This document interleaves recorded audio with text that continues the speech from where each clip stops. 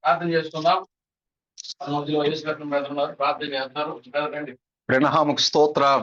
హల్లెలూయా. హల్లెలూయా. దేవాది దేవుడైన బ్రహ్మముకు స్తోత్రం. హల్లెలూయా. హల్లెలూయా. హల్లెలూయా. సరే, ఈ సమయంలో మరి చిన్న ప్రార్థన చేసుకుందాం. మరి దేవుడే మనకు ఒక మంచి సేవకుడుగా, బోధకుడుగా మరి మన మధ్యకి వచ్చి దేవుడే మనకి సందేశాలను అందించే విధంగా మరి మనం చిన్న ప్రార్థన మరి మన దేవాది దేవుడైన క్రీస్తు బ్రహ్మముకు మరి మొరపెడదాం, ప్రార్థిద్దాం. స్తోత్రం స్తోత్రం స్తోత్రం స్తోత్రం స్తోత్రం స్తోత్రం స్తోత్రం స్తోత్రం స్తోత్రం స్తోత్రం నాయన. పరిశుద్ధుడా పరిశుద్ధుడా పరిశుద్ధుడా పరిశుద్ధుడా పరిశుద్ధుడా జీవాధిపతి మా క్రీస్తు బ్రహ్మ స్వామి, మీకే స్తుతులు స్తోత్రములు ప్రభువా, స్తోత్రములు నాయన, స్తోత్రములు ప్రభువా. అయా నాయన, నన్ను మమ్మల్ని అందరినీ కూడా ప్రభువా సజీవు లెక్కలో ఉంచి దేవా ఈ సమయంలో ప్రభువా నాయన సోదరులు ప్రభువా నాయన నీ కుమారుడు నాయన జయరాజ్ బ్రదర్ వాళ్ళ గృహంలో కూడుకుని ఈ విధంగా నాయన మిమ్మల్ని స్తుతించడానికి, మిమ్మల్ని ఆరాధించడానికి, మీ నామాన్ని గణపరచడానికి ఈ సమయాన్ని ప్రభువా ఈ కృతజ్ఞత కూడిక ద్వారాగా నాకు మాకు అందరికి కూడా అనుగ్రహించినందుకు లెక్కలేని స్తోత్రములు ప్రభువా, స్తోత్రములు ఆయన, స్తోత్రములు ప్రభువా, స్తోత్రములు ఆయన, స్తోత్రములు ప్రభువా. దేవా నీకు స్తోత్రములు నాయన. ప్రపంచంలో నాయన మరి దేవుడు ఎవరు అనేటువంటి తెలియక, వధువు ఎవరు అనేటువంటి తెలియక ప్రభువా అయా ప్రపంచం అంతా కూడా నాయన ఎంతో తల్లడిల్లిపోయేటువంటి సమయంలో ప్రభువా నాయన నాకు మాకు అందరికీ నాయన ఈ సమయంలో క్రీస్తు బ్రహ్మ నామం పేరట ప్రార్థన చేసేటువంటి ప్రతి ఒక్క నీ బిడ్డలకు అందరికీ కూడా ప్రభువా నీవెవరవో నిన్ను నువ్వు బయలుపరుచుకుని దేవా నీవు తప్ప వేరొక దేవుడు లేడని నాయన నీవే సమస్తానికి కూడా ఆధారభూతుడు అని ప్రభువా ఈ సమయంలో తెలియజేసి నన్ను మమ్మల్ని అందరినీ కూడా ప్రభువా మీ యొక్క నిత్య నామమును ప్రభువా మేము గుర్తించడానికి, కొనియాడటానికి నాయన స్తుతించి ఆరాధించి గణపరచడానికి ప్రభువా సహాయం చేస్తున్నావు నాయన.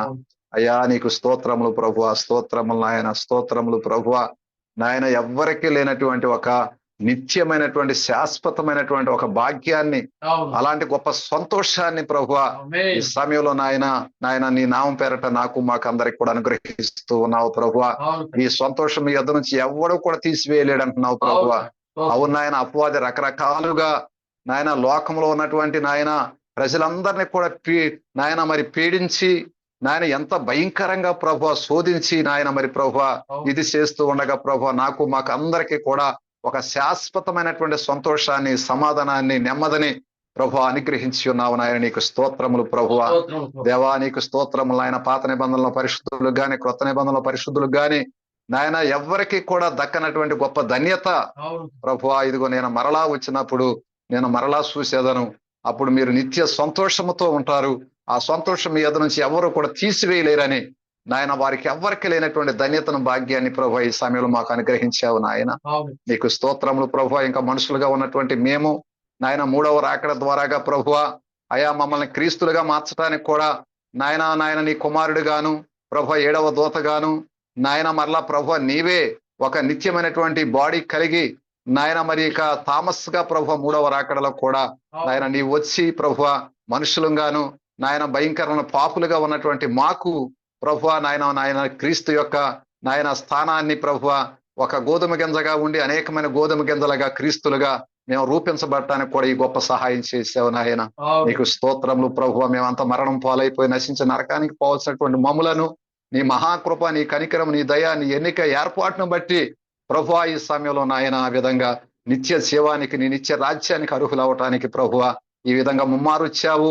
మా కోసం ప్రభువా చేయవలసినటువంటి కార్యాలు, ఆత్మరక్షణ దయచేసావు, దేహం యొక్క విమోచన జరిగించావు అయ్యా. మేమందరం కూడా క్రీస్తులుగా మార్చబడేటువంటి అవకాశాన్ని నాయన అక్షయతను ధరించేటటువంటి విధంగా గొప్ప సహాయం చేశావు. దీనంతటితో పాటుగా ప్రభువా పరలోక నుంచి దిగి వచ్చిన వాడిని నేనే, మళ్ళా పరలోక రాజ్యానికి ఎక్కిపోవాడిని కూడా నేనే అనేటువంటి ఆ గొప్ప లేఖన భాగాన్ని ఈ సమయంలో ప్రభువా నాయన అయోగ్యులము, ఎందుకు పనికిరాని దౌర్భాగ్యమైనటువంటి మాయడల ప్రభు అలాంటి ఒక నిత్యమైనటువంటి కృపను అయా శాశ్వతమైనటువంటి కృపను చూపించి ఈ విధంగా నీవు ఇచ్చినటువంటి మాటను బట్టి 1993, 1994లో నాయన నీ రాజ్యాన్ని నాకిస్తాను, మాకిస్తానని చెప్పి వాగ్దానం చేశావు. కాబట్టి ప్రభు నీ వాగ్దానము నమ్మదగినటువంటిది, మాట ఇచ్చినటువంటి దేవుడవు నమ్మదగినటువంటి దేవుడవు ప్రభువా. కాబట్టి నీ మాటను బట్టి మాకందరికీ కూడా నిత్య జీవాన్ని నీ రాజ్యాన్ని అనుగ్రహించమని నాయన ఈ సమయంలో ప్రభు మొరపెడుతూ ఉన్నాం. సహాయం చేయండి. ఈ ప్రార్థనకు ప్రతిఫలం అనుగ్రహించండి నాయన. మహిమ ఘనత ప్రభావాలు మీరే పొందుకోండి. జయరాజు బ్రదర్ కుటుంబం ఇంకిప్పుడు మరి రాజు బ్రదరు నిలబడి సందేశం ఇస్తూ ఉండగా ప్రభు నాయన మరి మేమైతే ఏమి కూడా చేయలేం ప్రభు. నీ వాక్యానికి నీవే అనువాదకుడవు కాబట్టి ప్రభు నీ కుమారుల్లో ఉండి నాయన నీతో ఉంటాను మీతో ఉంటాను సదాకాలం మిమ్మల్ని ఇడువను ఎడబాయని అన్నావు. నీ వాగ్దానాన్ని బట్టి ప్రభు ఈ సమయంలో మాకు కావాల్సినటువంటి సందేశాన్ని అందించి మమ్మల్ని అందరినీ కూడా మరింతగా ఆత్మీయంగా బలపరుస్తూ ప్రభు ఇదిగో నాయన మేము ఈ మధ్యాకాశ రాకడలో కొనిపోబట్టడానికి అన్ని విధాలుగా సిద్ధపడి రెడీగా ఉంటానికి కూడా సహాయం చేయండి. ఈ ప్రార్థనకు ప్రతిఫలం అనుగ్రహించండి నాయన. క్రీస్తు బ్రహ్మనబడిన నీ యొక్క నిత్య నామం నీ ప్రార్థన అడిగి వేడుకొనిస్తున్నాము. ఆమేన్. ఆమేన్. ఆమేన్. ఆమేన్. దేవునికి స్తోత్రం కలుగును గాక. హల్లెలూయా. ఆమేన్. హల్లెలూయా. హల్లెలూయా. హల్లెలూయా. ఈ సమయంలో మన మధ్యలో ఉన్నటువంటి రాజు బ్రదర్ వచ్చి దేవుని యొక్క సందేశాన్ని మనకు అందించాలని ప్రభు పేరిట మనం చేస్తున్నాం. ఈ సమయాన్ని బ్రదర్కి అప్పగిస్తున్నాం. దేవుడు సమయాన్ని బ్రదర్ ఉపయోగించుకోవాల్సిందిగా ప్రభు పేరిట మనం చేస్తున్నాం.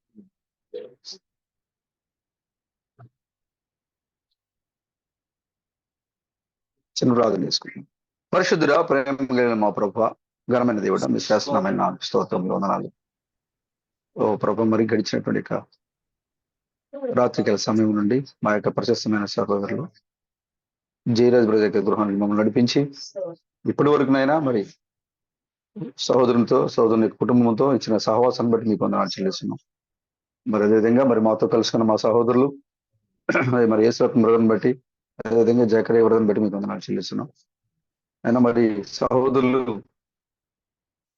వర్తమానంలో ఆయన కురుద్రుగా ఉన్నారు. వర్తమానాన్ని ఎరిగి వర్తమానంలో జీవిస్తూ వర్తమానంలో కొనసాగిపోతూ ఆయన మరి నీ వర్తమానం ప్రకారంగా అనుభవంలో వారు నిజంగా వారు వృద్ధులుగా ఉన్నారు మా ప్రభు. ఓ ప్రభు మరి వారి యొక్క పరిచయను బట్టి వారు చేస్తున్న పనులను బట్టి వారి కుటుంబాలను బట్టి ఓ ప్రభు మీరు ఆశీర్వదించిన దాన్ని బట్టి మేము వందనాలు చెల్లిస్తున్నాం. ఓ మరి సహోదరు మరి జయరాజ్ బ్రదరు మనం ప్రత్యేకంగా ఆహ్వానించి ఓ ప్రభు మరి ఏర్పాటు చేసిన కూటాన్ని బట్టి కూడా మీకు వందనాలు చెల్లిస్తున్నాం. ఈ కూటమిని దీవించి ఆశీర్వదించండి, బలపరచండి. మేము కొన్ని మాటలు ప్రభు మరి మా యొక్క జ్ఞానంతో కూడినది కాదు కానీ పరిశుద్ధ లేఖనంలో మీరు ఏదైతే మరుగుపరిచించారో వాటిని వెలికి తీసి మేము వాటిని నెమరు వేసుకోవడానికి వాటిని మేము భుజించడానికి సహాయం దయచేయమని అడుగుతున్నాం మా ప్రభు. నీకు వందనాలు. మా యొక్క సొంత తెలివి జ్ఞానాన్ని మరుగుపరచండి. రంగం మీదకి వచ్చి మీరే కదలాడండి. ఆనాడు ప్రభు మరి శిష్యులు సముద్రంలో ప్రయాణం చేస్తున్నప్పుడు ఎలాంటి ఆశ వారికి లేదు మా ప్రభు. ఎందుకంటే ఓ రాకాశయాలు లేచి ఓడని కొడుతూ ఉన్నాయి. ఆ సమయంలో వారందరూ కూడా భయపడిపోతున్నారు. ప్రభువా నీకు చింత లేదా? ప్రభువా ఓ మేము చనిపోవడానికి మరి చనిపోతున్నాము, చివరి సమయంలో ఉన్నాము. ఓ ప్రభువా ఓ మేము మరి మా జ్ఞానంతో కూడిన అన్ని పనులు మేము చేసాము, కానీ ఈ యొక్క వాడను మేము ఆపలేకపోతున్నాము అని అడుగు భాగంలో పడుకున్న నిధులు లేపారు మా ప్రభువా. మీరు మాట్లాడుతున్నారు యేసును రంగం మీదకు పిలుస్తారనే సందేశంలో మీరు చెప్తున్నారు. ఓ మీ యొక్క సొంత ప్రయత్నాల వల్ల మీరేమి చేయలేరు. ఓ మీ యొక్క వాడ నావ అడుగు భాగంలో ఓ లోక రక్షకుడు పడుకొని ఉన్నాడు. మీరు కనుక ఆయన మీద ఆధారపడితే సమస్తాన్ని మార్చగల దేవుడు నీ దగ్గర ఉన్నాడని చెప్పావు మా ప్రభు. కాబట్టి నాయనా ఓ మమ్మల్ని మరుగుపరచండి. మీరే రంగమే కదారండి మా ప్రభు. మాకు కావాల్సిన ఆత్మీయాహారం ఇవ్వండి ప్రభు. మీరే నడిపించి మహిమ ఘనత ప్రభావాలు పొందుకున్నామని మా విమోచకుడైన క్రీస్తు బ్రహ్మనం యొక్క నిత్యనామములో ఈ ప్రార్థనలన్నీ అడుగుచున్నాం ప్రభు. ఆమేన్. ఆమేన్. మన యొక్క రక్త సంబంధి ఈ చివరికాల సమయంలో ముద్రల ఉరుములు పగలగొట్టబడి మరి నిత్య నామాన్ని మనకిచ్చినటువంటి ప్రభు అయిన క్రీస్తు బ్రహ్మ నామానికి ఇప్పుడు ఎల్లప్పుడు నిత్యము స్తోత్రములు కలుగును గాక. హల్లెలూయా. ఈ సమయంలో ప్రత్యేకంగా మన సహోదరులు మరి జయరాజు గారికి ప్రత్యేకంగా వందనాలు తెలియజేస్తా ఉన్నాము. మరి సహోదరికి కూడా మరి నిన్న నుంచి పరిచర్య ఎంతగానో మరి తెలిసిందే, మరి ప్రత్యేకంగా చెప్పక్కర్లేదు సిస్టర్ గురించి. మరి పరిచర్య చేయట్లో కానీ ప్రేమించట్లో కానీ చాలా మరి మన సొంత సహోదరులు కూడా ఆ విధంగా చేయలేని ఒక మరి ప్రేమను సహోదరి ద్వారా మనము ఎరిగి ఉన్నది. ఈ విధంగా మరి ఇది మరి నెవిల్ యొక్క మరి పుట్టినరోజు అని సోదరు చెప్పారు నిన్న, అంతే కదా బ్రదర్? ఇప్పుడు మాకు దరిదాపుగా 2-3 నెలలు చెప్తున్నారు. ఖచ్చితంగా మేము డిసెంబర్ నెలలో మా ఇంటికి కూటమి పెట్టాలి బ్రదర్. ఎందుకంటే నెవిల్ వస్తున్నారు కాబట్టి మా ఇంట్లో కొడుకు జరగాలని బ్రదర్ 2 నెలల నుంచి చెప్తున్నారు బ్రదర్. అంటే మీరు ఇంటికి రావడం అనేది ఎంత సంతోషంగా ఉందో నాన్నగారికి చూడండి. ఆ? మిగతా వాళ్ళు అయితే రకరకాల కార్యక్రమాలతో ఫంక్షన్లతో ఆహ్వానిస్తారు, కానీ దేవుని యొక్క ప్రేమను బట్టి మరి దేవుని బిడ్డలతో మరి కుటుంబంలో మరి కుమారుడికి ఆహ్వానం పలకాలనేది తండ్రిగా సహోదరుని యొక్క ఆశ. కాబట్టి మరి మమ్మల్ని 2-3 నెలలుగానే ముందుగానే మమ్మల్ని సిద్ధం చేసి మరి అనేక మరి కూడికలు మాకు ఇంకా ఉన్నాయి అయినప్పుడు కూడా వాటిని అడ్జస్ట్ చేసుకుంటూ మరి ఈ రోజున ఇక్కడ మేము కలుసుకోవడం జరిగింది. కాబట్టి ఈ యొక్క కూడికని ఏర్పాటు చేసిన కుటుంబానికి మరొకసారి ప్రత్యేకంగా వందనాలు. ప్రభువుకి స్తోత్రాలు కలుగును గాక. హల్లెలూయా. యోసేపు తన కుటుంబం నుంచి బయటకు వచ్చేసిన తర్వాత, అన్నల చేత ద్వేషించబడి గెంటి వేయబడిన తర్వాత ఐగుప్తులో ఉన్నాడు. ఐగుప్తులో ఉన్న యోసేపు గురించి అన్నలు ఆహారం అయిపోయింది. ఎందుకంటే దేవుని బిడ్డలు ఎక్కడైతే ఉంటారో అక్కడే ఆహారం ఉంటుంది. ఆమె ఆ కాలానికి పంపించబడిన వర్తమానికుడు ఎక్కడైతే ఉంటాడో అక్కడే మనకు ఆహారం ఉంటుంది. ఈ కాలంలో తమిళనాడు వేలూరులోనే మనకు ఆహారం దొరికింది, ఎందుకంటే వర్తమానుడు అక్కడికి వచ్చారు కాబట్టి. అక్కడ యోసేపు ఎక్కడున్నాడంటే ఐగుప్తులో ఉన్నాడు. ఆహారం అంతా ఎక్కడుందంటే ప్రపంచవ్యాప్తంగా ఎక్కడ ఆహారం లేదు. ఎక్కడుంది? ఐగుప్తులో మాత్రమే ఆహారం ఉంది. కాబట్టి యాకోబు యొక్క 11 మంది సంతానము, వారి యొక్క పిల్లలు, వారందరికీ కూడా ఆహారం లేదు. యాకోబు ఆసన కాలం ముందు ముసలి దశలో వృద్ధాప్యం ముందు ఉన్నాడు. అప్పుడు తండ్రి పిలిచి అన్నాడు, అయ్యా మరి మన ప్రాంతంలో ఎక్కడ ఆహారం లేదు కదా, మరి ఐగుప్తులో మరి రాజు ఆహారాన్ని దాచిపెట్టాడు, ఐగుప్తులో ఎక్కువగా ఆహారం ఉంది, మీరు అక్కడికి వెళ్ళి ఆహారం తీసుకొని రండి అని తన బిడ్డలు పంపించాడు. ఆ యొక్క యాకోబు యొక్క కుమారుల దగ్గరికి వచ్చి యోసేపు దగ్గరికి వచ్చి, యోసేపు ఎవరు ఎరగలేదు, కానీ యోసేపుకి వాళ్ళు ఎవరో తెలుసు. వాళ్ళు వచ్చి యోసేపుతో మాట్లాడి మొట్టమొదటిగా ఆహారం తీసుకుని వాళ్ళు వెళ్ళారు. వాళ్ళు వెళ్ళేటప్పుడు యోసేపు చెబుతున్నాడు, ఇంకా మీరు మాత్రమేనా, ఇంకెవరైనా ఉన్నారా అని అడిగాడు. అప్పుడు వాళ్ళు చెప్పారు, అయ్యా మాకు ఇంకా 2 తమ్ముళ్ళు ఉన్నారు, కానీ ఒక తమ్ముడు అరణ్యంలో చనిపోయాడు మృగాల చేత. కానీ ఆ తమ్ముడు వెళ్ళిపోయిన తర్వాత ఆ తమ్ముడికి బదులుగా మరొక తమ్ముడు పుట్టాడు, ఆయన బెన్యామీను. ఆయన మా తండ్రి దగ్గర ఉన్నాడు, మా తండ్రి మరియు బెన్యామీన్ యొక్క హృదయం ఎప్పుడు పెనవేసుకుని పోయి ఉంటది అని చెప్పారు. ఎప్పుడైతే యోసేపుకి బెన్యామీను గురించి తెలిసిందో, యోసేపు యొక్క ఆశ ఏంటంటే ఎప్పుడెప్పుడు నేను నా తమ్ముడు చూడాలి. ఎందుకంటే యోసేపు బెన్యామీను ఇద్దరు కూడా రాహేల్ కుమారులు, అంటే ఇద్దరు కూడా ఒకే తల్లి కుమారులు ఇద్దరు కూడా. యోసేపుకి తన అన్నలు, మిగతా అన్నలు చూసినా కూడా, మిగతా 10 మంది అన్నలతో కలుసుకున్నా కూడా బెన్యామీను చూడాలనేది యోసేపు యొక్క ఆశ. మనం చూస్తే బైబిల్ కనపడుతుంటుంది మనకి. ఆది కాండంలో 40 అధ్యాయం నుంచి మనకి 50 అధ్యాయాల వరకు మనకి చరిత్ర అంతా మనకు కనపడుతూ ఉంటది. అప్పుడు యోసేపు ఏమంటాడంటే, ఈసారి మీరు వచ్చేటప్పుడు మీరేం చేయాలి, మీ తమ్ముడు తీసుకొని వస్తే మీకు ఆహారం ఇస్తా, మీ తమ్ముడు లేకుండా వస్తే మీకు ఆహారం రాదు. యోసేపు యొక్క ఆశ ఇది, కోరిక. బైబిల్ చెప్తా ఉంది, అదేవిధంగా కృష్ణ గారు చెప్పారు, యోసేపు పరిపూర్ణంగా క్రీస్తుకి సాదృశ్యంగా ఉన్నాడు. యోసేపు పరిపూర్ణంగా క్రీస్తుకి సాదృశ్యంగా ఉన్నాడు. ఇప్పుడు యోసేపు తన అన్నలకు బయలుపడిన తర్వాత, తను బయలుపరుచుకున్న తర్వాత, యోసేపు బ్రతికే ఉన్నాడు అనే విషయాన్ని తన ముసలి వయసులో ఉన్న తండ్రికి చెప్పాలి అంటే భయపడ్డారు వీళ్ళు. ఈ వయసులో కనుక యోసేపు బతికే ఉన్నాడు అని చెప్తే తండ్రి ఈ ఆనందం తట్టుకోలేక చనిపోతాడేమో, కాబట్టి ఎలా చెప్పాలి, మన తమ్ముడు బ్రతికే ఉన్నాడు, ఎక్కడున్నాడో ఐగుప్తులో రాజుగా సింహాసనం మీద కూర్చొని ఉన్నాడు అని చెప్పాలి, ఈ సంతోషకరమైన వార్త చెప్పాలంటే ఎలా చెప్పాలి అనేది వాళ్ళు ఆలోచించి అషేర్ కుమార్తె అయిన షరహుని సిద్ధం చేశారు. అంటే యాకోబు యొక్క మనవరాలు షరహుని సిద్ధం చేశారు. అమ్మా, ఈ వార్తను చెప్పాలంటే మా వల్ల కాదు, కాబట్టి తాతకి ఈ వార్త నువ్వే చెప్పాలి. ఏమని? మనం చనిపోయాడు అని అనుకున్న యోసేపు చనిపోలేదు, ఆయన బ్రతికే ఉన్నాడు, ఐగుప్తు యొక్క రాజుగా ఉన్నాడు ఆయన అని చెప్పాలి, కాబట్టి నువ్వు చెప్పు అని ఈ యొక్క మిగతా వాళ్ళందరూ కూడా యాకోబు యొక్క మనమరాలైన షరాహుని సిద్ధం చేశారు.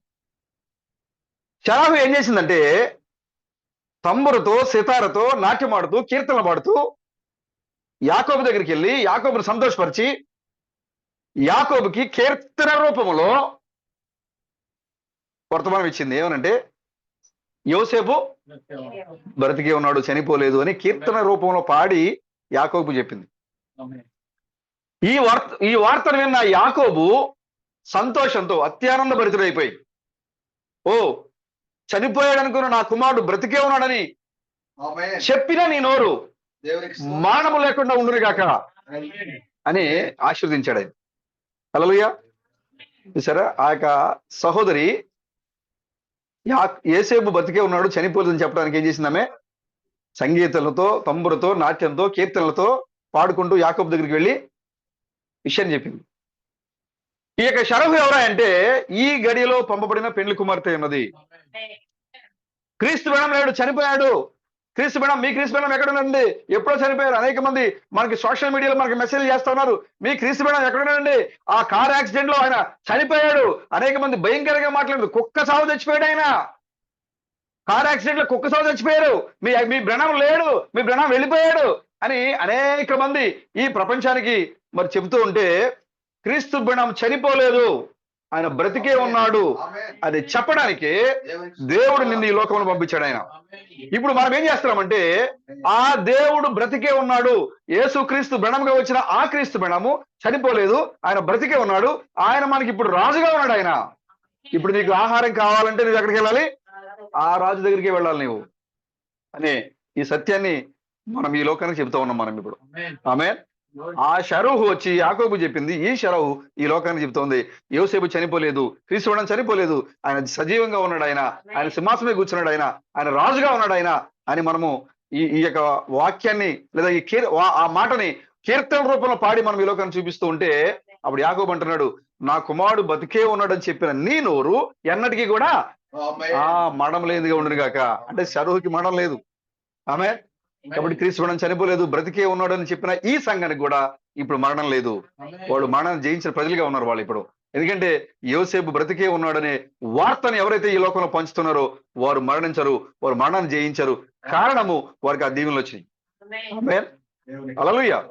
కాబట్టి ఈ ప్రాంతంలో సహోదరుడు షరహు వలె క్రీస్తు బెణం చనిపోలేదు, ఓ ముద్రలు పగలగొట్టిన క్రీస్తు బెణం చనిపోలేదు, ఉరుములేక రహస్యాన్ని బయలుపరిచిన క్రీస్తు బెణం చనిపోలేదు, ఓ ఇండియా దేశంలోకి వచ్చిన నల్ల మనిషి రూపంలో వచ్చిన క్రీస్తు బెణము చనిపోలేదు, ఆయన సజీవంగా ఉన్నాడని ఓ మన సహోదరుడు ఈ ప్రాంతంలో ఉండి షరహు వలె కీర్తనలు పాడుతూ, వర్తమానాలు చెబుతూ, నాట్యమాడుతూ ఈ ప్రాంతంలో సహోదరుడు సందేశాన్ని ఇస్తా ఉన్నారు. కాబట్టి సహోదరుడు మరియు తన కుటుంబము, తన యొక్క సంఘానికి దేవుడు ఈ యొక్క కీర్తనను బట్టి మరణం లేకుండా చేశాడు దేవుడు. హల్లెలూయా. మరణాన్ని జయించిన మరి సంఘముగా, సహోదరులుగా మరి దేవుడు ఇక్కడ ఈ యొక్క సంఘాన్ని ఉంచినందుకు ప్రభుకి స్తోత్రములు కలుగును గాక. హల్లెలూయా. చిన్న మాటలు చూద్దాం. పరిశుద్ధ గ్రంథం నుండి మనం 2-3 చోట్ల నుంచి మనం చూద్దాం. ప్రకటన గ్రంథము 14వ అధ్యాయము 1 నుండి. మరియు నేను చూడగా ఆ గొర్రె పిల్ల సియోను పర్వతం మీద నిలువబడి ఉండెను. ఆయన నామమును, ఆయన తండ్రి నామమును నొసలయందు లిఖింపబడి ఉన్న మాట 44,000 మంది ఆయనతో కూడా ఉన్నది. మరియు విస్తారమైన జలముల ధ్వనితోను, గొప్ప ఉరుముల ధ్వనితోను సమానమైన ఒక శబ్దము పరలోకముల నుండి రాగా వింటిని. నేను వినిన ఆ శబ్దము వీణెలు వాయించుచున్న వైనుకుల నాదమును పోలినది. వారి సింహాసనం ఎదుటను ఆ నాలుగు జీవుల ఎదుటను పెద్దల ఎదుటను ఒక క్రొత్త కీర్తన పాడుచున్నారు. భూలోకంలో నుండి కొనబడిన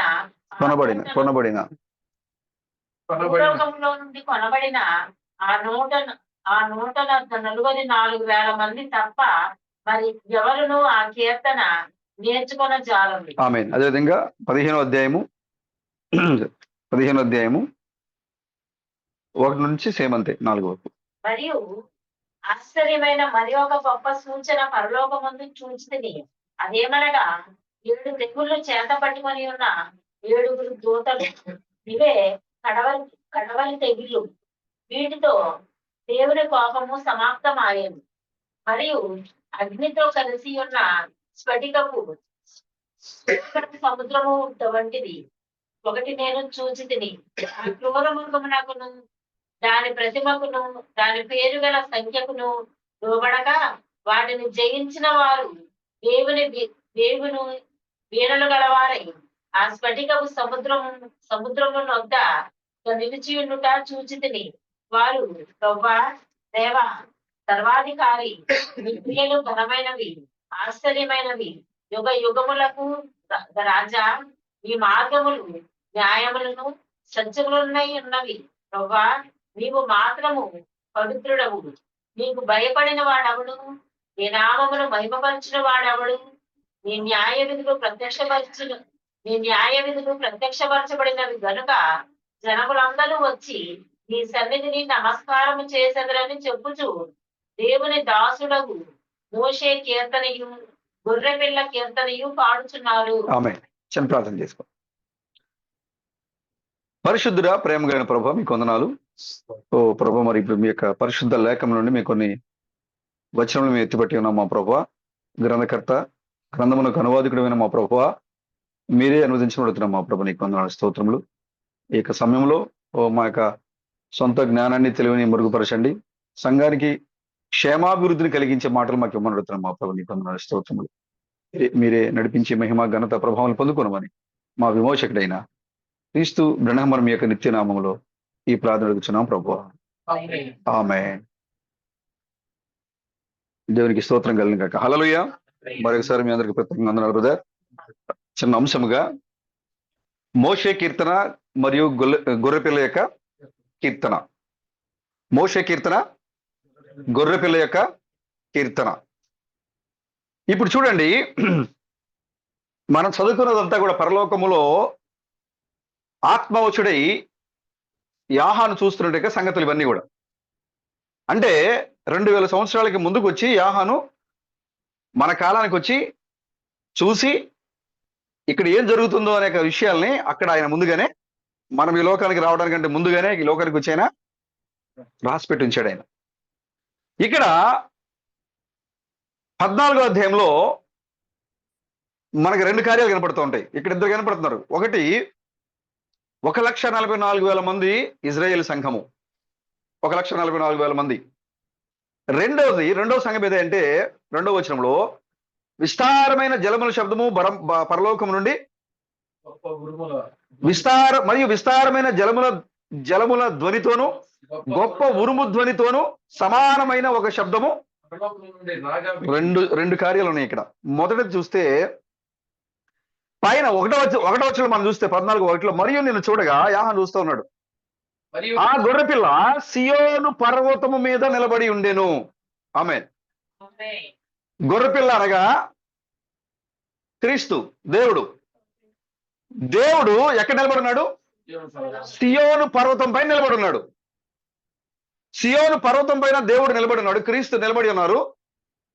ఇప్పుడు ఈ సమయంలో సియోను పర్వతం మీద దేవుడు నిలబడి ఉన్న సమయంలో ఈ యొక్క లోకానికి 1,44,000 మంది ఈ లోకానికి వస్తూ ఉన్నారు. అంటే రూతుని విడిపించాలంటే ముందుగా బోయజు రూతు తన బంధువు అవ్వాలంటే ఎవరిని విడిపించాలి? నయోమిని విడిపించాలి.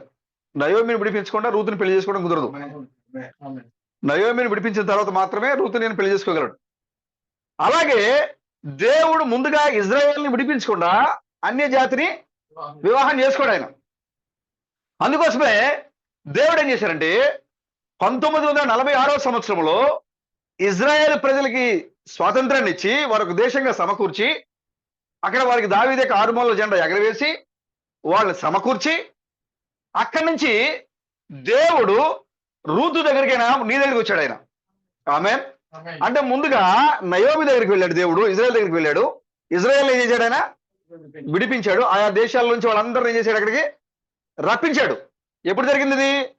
1946వ సంవత్సరంలో వివిధ దేశాల్లో చెదిరిపోయిన టైటస్ కాలంలో క్రీస్తు శకం 70లో యెరూషలేము నుండి వివిధ దేశాలకు చెదిరిపోయిన ఇజ్రాయెల్ ప్రజలందరినీ కూడా దేవుడు తన యొక్క 2వ రాకడలో ఈ లోకానికి వచ్చి ముద్రలు పగలగొట్టడం కంటే ముందుగా నయోమిని విడిపించడానికి, అనగా ఇజ్రాయెల్ని విడిపించడానికి దేవుడు ఆయా ప్రపంచ దేశాల్లో ఉన్న యూదులందరినీ కూడా ప్రేరేపించి, స్టాలిన్, ముస్సోలిని ఇంకా రకరకాల వారి హృదయాలను కఠినపరిచి వాళ్ళ దేశం నుంచి వెళ్ళిపోయినట్లుగా వాళ్ళని హింసించి వాళ్ళని చంపించి మేము ఈ దేశంలో ఉండము, మేము ఆ దేశానికి వెళ్ళిపోతాము, అదే విధంగా వాళ్ళ హృదయాలను మార్చి దేవుడు ఆ దేశాల నుంచి తీసుకొచ్చి ఎక్కడ పెట్టాడైనా యెరూషలేములో పెట్టాడు దేవుడు.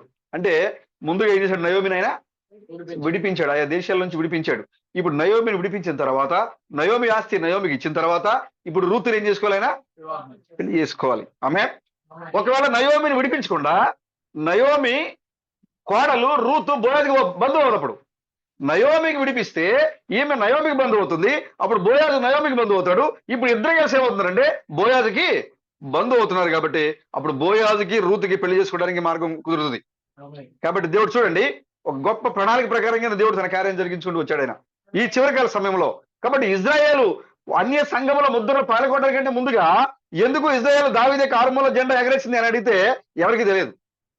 మనం కూడా పెట్టుకున్నాం ఇక్కడ పైన దావీదు యొక్క 6 మూల జెండా మన ఇంట్లో కూడా ఎగురుతూ ఉంది. ఎన్ని మూలలు ఉన్నాయి దానికి? 6 మూలలు ఉన్నాయి. అదే 6 మూలలు ఎందుకు వచ్చింది తెలుసా? దానికి ఒక పిరమిడ్ కిందకి, మరొక పిరమిడ్ పైకి. కిందకున్న పిరమిడ్ ఏమో మూలరాయి, పైకున్న పిరమిడ్ ఏమో తలరాయి. ఈ మూలరాయి తలరాయిని కలిపితే ఎన్ని కోణాలు వచ్చినాయి? 6 కోణాలు వచ్చినాయి. ఇదే మేఘము. 1963 సంవత్సరంలో ఈ లోకానికి దిగి వచ్చిన మేఘము దావీదు యొక్క 6 మూలల జెండానే. ఆ మేఘమే ఏదో కాదు, అది ఆ దావీదు యొక్క 6 మూలల జెండా మేఘం. అది ఆ యొక్క మేఘము ఒక మూల, ఒక మొదటి రాకడ అంటే తలరాయి పైకి, మూలరాయి కిందకి వేసుకుని సముదాయంగా ఏర్పడిన ఆ యొక్క మేఘము 1963 సంవత్సరంలో ఈ లోకానికి వచ్చింది. దాని చుట్టూ ఎంతమంది ఉన్నారంటే, ఎంతమంది ఉన్నారు? 7 దేవుని కుమారులు మనకు అక్కడ కనపడుతూ ఉంటారు అక్కడ. ఆమె ఈ యొక్క దావీదు యొక్క 6 మూలల జెండాలో 6 మూలలు 6 దేవుని కుమారులు, మరియు మిడిల్ లో ఒక దేవుని కుమారుడు ఉన్నాడు. ఆయన 7వ దేవుని కుమారుడు, ప్రత్యేకంగా ఉన్నాడు ఆయన అందరిలో. ఆమె కాబట్టి ఈ యొక్క 6 మూలల జెండాని దేవుడు ముందుగానే అక్కడ ఎగరవేసిన తర్వాత అక్కడి నుంచి అన్య దేశానికి వచ్చి, అన్య ప్రజల మధ్యకి వచ్చి దేవుడు ముద్రలు ఇవ్వడం ప్రారంభం చేశాడు ఆయన. ఆమె ఎప్పుడైతే దేవుడు సంఘంలోకి వచ్చి ముద్రలు పగలగొట్టాడో అప్పుడు దేవుడు ఎక్కడున్నాడంటే సియోను పర్వతం మీద ఉన్నాడు అక్కడ.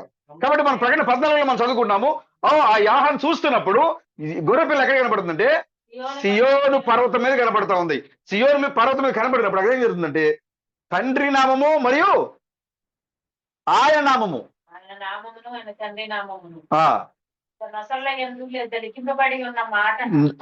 నామము, ఆయన తండ్రి నామమును నొసళ్ళ యందు లిఖింపబడి ఉన్న వారు ఉన్నారు కొంతమంది. వాళ్ళు ఎంతమంది ఉన్నారంటే అక్కడ 1,44,000 మంది ఇదులు ఉన్నారు అక్కడ.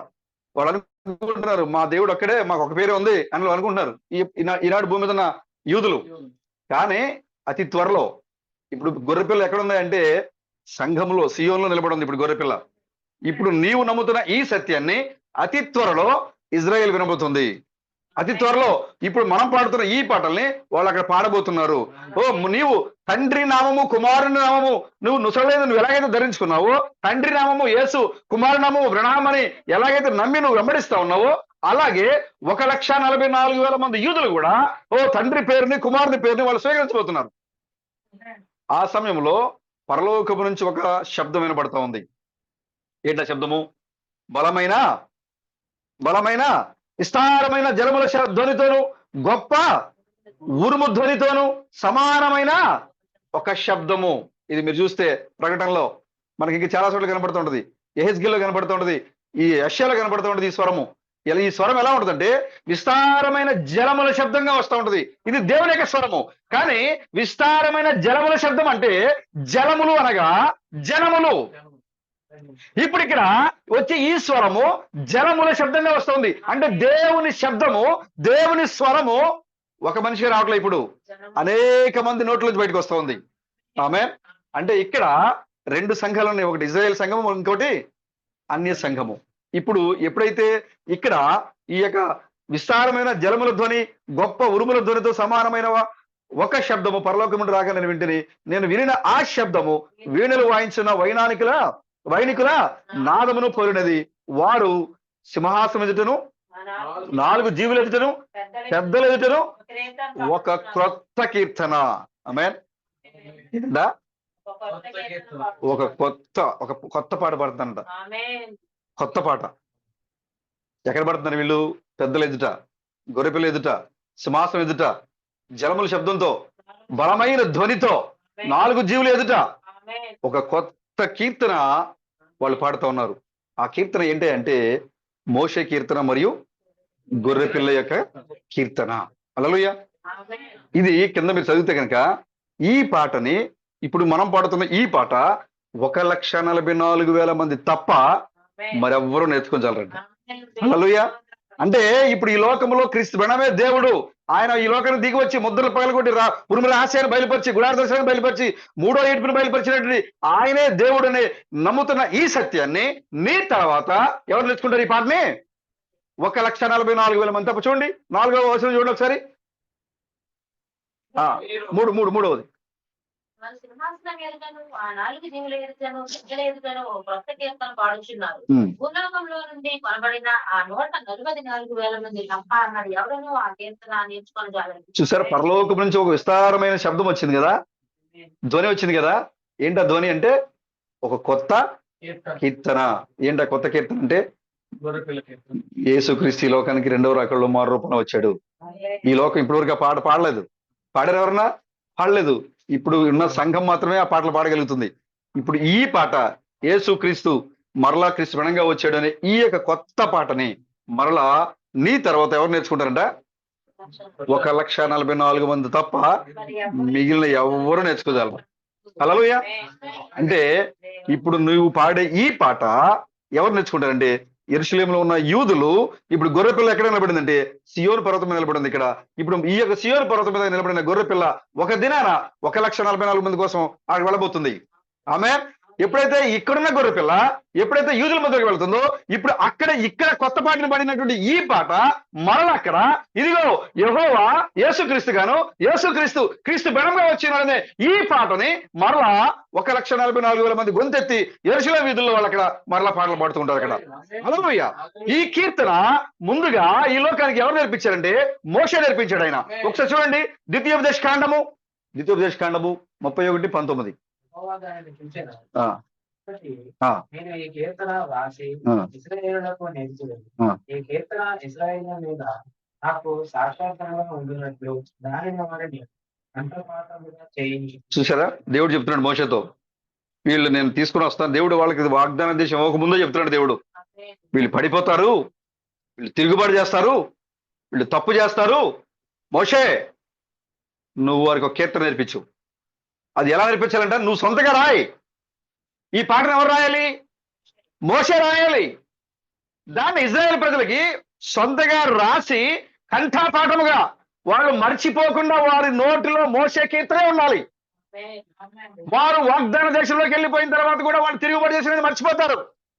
వాళ్ళు మర్చిపోయినా కూడా వారి తర్వాత వచ్చే తరాల్లో ఈ యొక్క పాట జ్ఞాపకార్థంగా ఉన్నట్లుగా వారి నోట ఈ పాట ఉండాలి. ఇంకా వాళ్ళకి వేరే పాట రాకూడదు. ఇక వారి నోరు తెరిస్తే ఈ పాట రావాలి. ఆమె దేవుడు చెప్తున్నాడు మోషేకి, నువ్వు ఈ పాట రాసి వారికి నేర్పించు. అప్పుడు ఏం చేస్తాడు మోషే? చూడండి 31వ వచనం చదవండి ఒకసారి.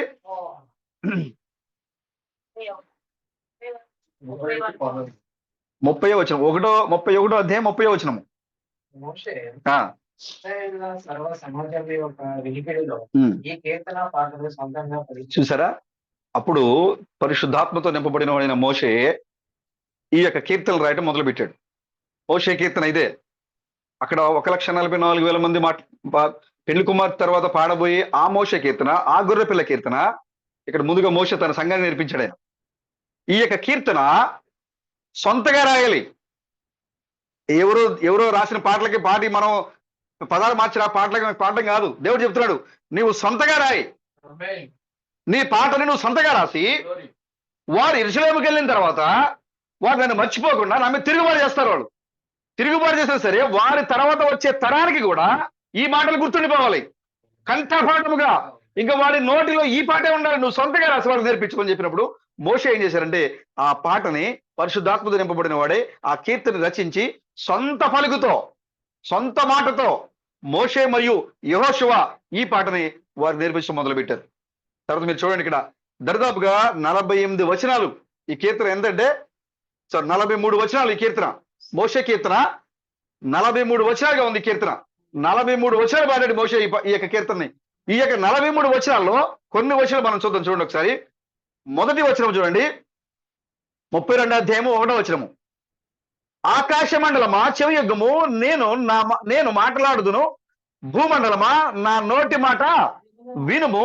నా ఉపదేశము వానవలే కురియను, నా వాక్యము మంచు వలెను, లేత గడ్డి మీద పడు చినుకుల వలెను, పచ్చిక మీద కురియు వర్షము వలెను ఉండును. దేవుడు చెప్తున్నాడు, పచ్చిక మీద బయలులో ఉన్న వాళ్ళరా, ఆకాశ మండలమా భూమండలమా మీరందరూ చెవియొగ్గి నా మాటలు మీరు వినండి. నా మాట మీకు ఎలా వస్తుందంట?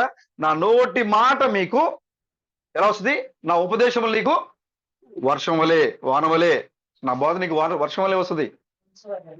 ఇది మోషే కీర్తన. ఈ కీర్తనే ఏవేలు చెప్తున్నాడు. కడవరి దినాల్లో దేవుడు వర్షాన్ని కుమ్మరించబడుతున్నాడు. ఆమేన్. ఏ వర్షం అది? బోధ వర్షము. నా ఉపదేశము ఎలా ఉంటుందంటే వానవలే కురియును, నా వాక్యము మంచు వలె. తెల్లవారేసరికి వచ్చేద్ది మంచు. దేవుని యొక్క వాక్యం నీకు ఎలా వస్తుంది? నువ్వు లేచి బయటకు వచ్చేసరికి నీకేమైంది? తెల్లవారేసరికి నీకు ఆ యొక్క వాక్యం వచ్చేస్తుంది. నా వాక్యము, నా ఉపదేశము నీకు వానవలను, నా వాక్యము మంచు వలను, లేత గడ్డి మీద పడు చినుకుల వలెను, పచ్చిక మీద కురియు వర్షము వలె ఉండును. హల్లెలూయా. దేవుని యొక్క మాటలు ఈ యొక్క లోకానికి ఎలా వస్తున్నాయి అంటే, ఓ బోధపు వర్షము, ఓ ఉదయమున మంచు పడే రీతిగా ప్రతి దినము దేవుడిని దగ్గరికి వాక్య రూపంలో దగ్గర దిగి వస్తూ ఉన్నాడు ఆయన. ఇది మోషే ఈ మాటలన్నీ రాసి తన సంఘానికి నేర్పుతున్నాడు ఆయన. ఇది మోషే కీర్తన. ఇంకా కిందకెళ్ళి మీరు తర్వాత మీరు చూడండి, అవన్నీ కూడా ఆయన తనకి సంఘానికి ఏం చేయబోతున్నాడు అనే విషయాలు నేను కొన్ని వచనం మాత్రమే నేను చదువుతాను. చూడండి, 6వ వచనము. బుద్ధి లేని అవివేక జనమా, ఇట్లు యెహోవాకు ప్రతీకారం చేయుదురా. ఆయన నిన్ను సృష్టించిన తండ్రి కాడా, ఆయనే నిన్ను పుట్టించి స్థాపించెను. పూర్వ దినములను జ్ఞాపకము చేసుకునము, తరతరముల సంవత్సరములను తలంచుకునము. నీ తండ్రిని అడుగుము, అతడు నీకు తెలుపును. నీ పెద్దలను అడుగుము, వారు నీతో చెప్పుదురు. ఎందుకు ఏం చెప్తాడు? నీ తండ్రిని, నీ పెద్దలను అడగండి. నీ దేవుడు నిన్ను ఎలా విడిపించాడో, నీ దేవుడు ఐగుప్తులో ఉన్నప్పుడు, బానిసగా ఉన్నప్పుడు, ఫరో యొక్క కఠినమైన శ్రమలు అనుభవిస్తున్నప్పుడు నీ తండ్రికి తెలుసు, నీ పితరులకు తెలుసు ఎలాంటి స్థితిలో నీవు ఉన్నావో. అలాంటి స్థితిలోంచి ప్రవక్తను పంపించి ప్రవక్త ద్వారా దేవుడు ఏం చేశాడు? నిన్ను బయట తీసుకుని వచ్చాడు. నీ పెద్దలకు తెలుసు, నీ పితరులకు తెలుసు. ఒకవేళ నువ్వు మర్చిపోతే నువ్వు నీ పెద్దలను అడుగు. ఓ దేవుడు ఏం చేశారు, తండ్రి ఏం చేశారు అని అడిగితే ఆయన ఏం చేస్తాడు? మీకు ఆ విషయాలను బోధిస్తాడు మీకు అక్కడ. హల్లెలూయా. చూడండి, మహోన్నతుడు తన జనములకు ఆయన బయటకు తీసుకొచ్చిన తర్వాత 8వ వచనం చూడండి. మహోన్నతుడు జనములకు వారి స్వాస్థ్యములను విభాగించినప్పుడు, నరజాతులను ప్రత్యేకించినప్పుడు, ఇజ్రాయేలు లెక్కను బట్టి ప్రజలకు సరిహద్దులను ఏం చేశాడు ఆయన? తన ప్రజలకు ఏం చేశాడు ఆయన? నెవిల్ బ్రదర్ ఈ యొక్క వాట నీది, జయరాజ్ బ్రదర్ ఈ యొక్క వాట నీది, ఇదిగో మనష్య గోత్రికులారా ఈ యొక్క భాగం మీది, ఇదిగో యూదా గోత్రికులారా ఈ భూభాగం మీది అని సరిహద్దులు వేసి వాళ్ళకి పంచాడు ఆయన. అయితే దానిలో యెహోవా స్వాస్థ్యం కూడా ఉందంట. అందులో యెహోవా వంతు కూడా ఉంది. ఈ వంతుని ఇది, ఈ వంతుని ఇది, ఈ వంతుని ఇది, అందులో యెహోవా వంతు కూడా ఉందంట. ఇది ఎవరి కీర్తన? మోషే కీర్తన. ఈ మోషే కీర్తన అని చెప్తున్నాడు, నా వంతు, మీ వంతు అయితే సరిహద్దులేసి మీ స్వాస్థ్యాన్ని పంచిపెట్టించే భూభాగాన్ని, నా వంతు అన్న చూడండి. అక్కడ చూడండి 9వ వచనము. యెహోవా వంతు ఆయన జనమే. హల్లెలూయా.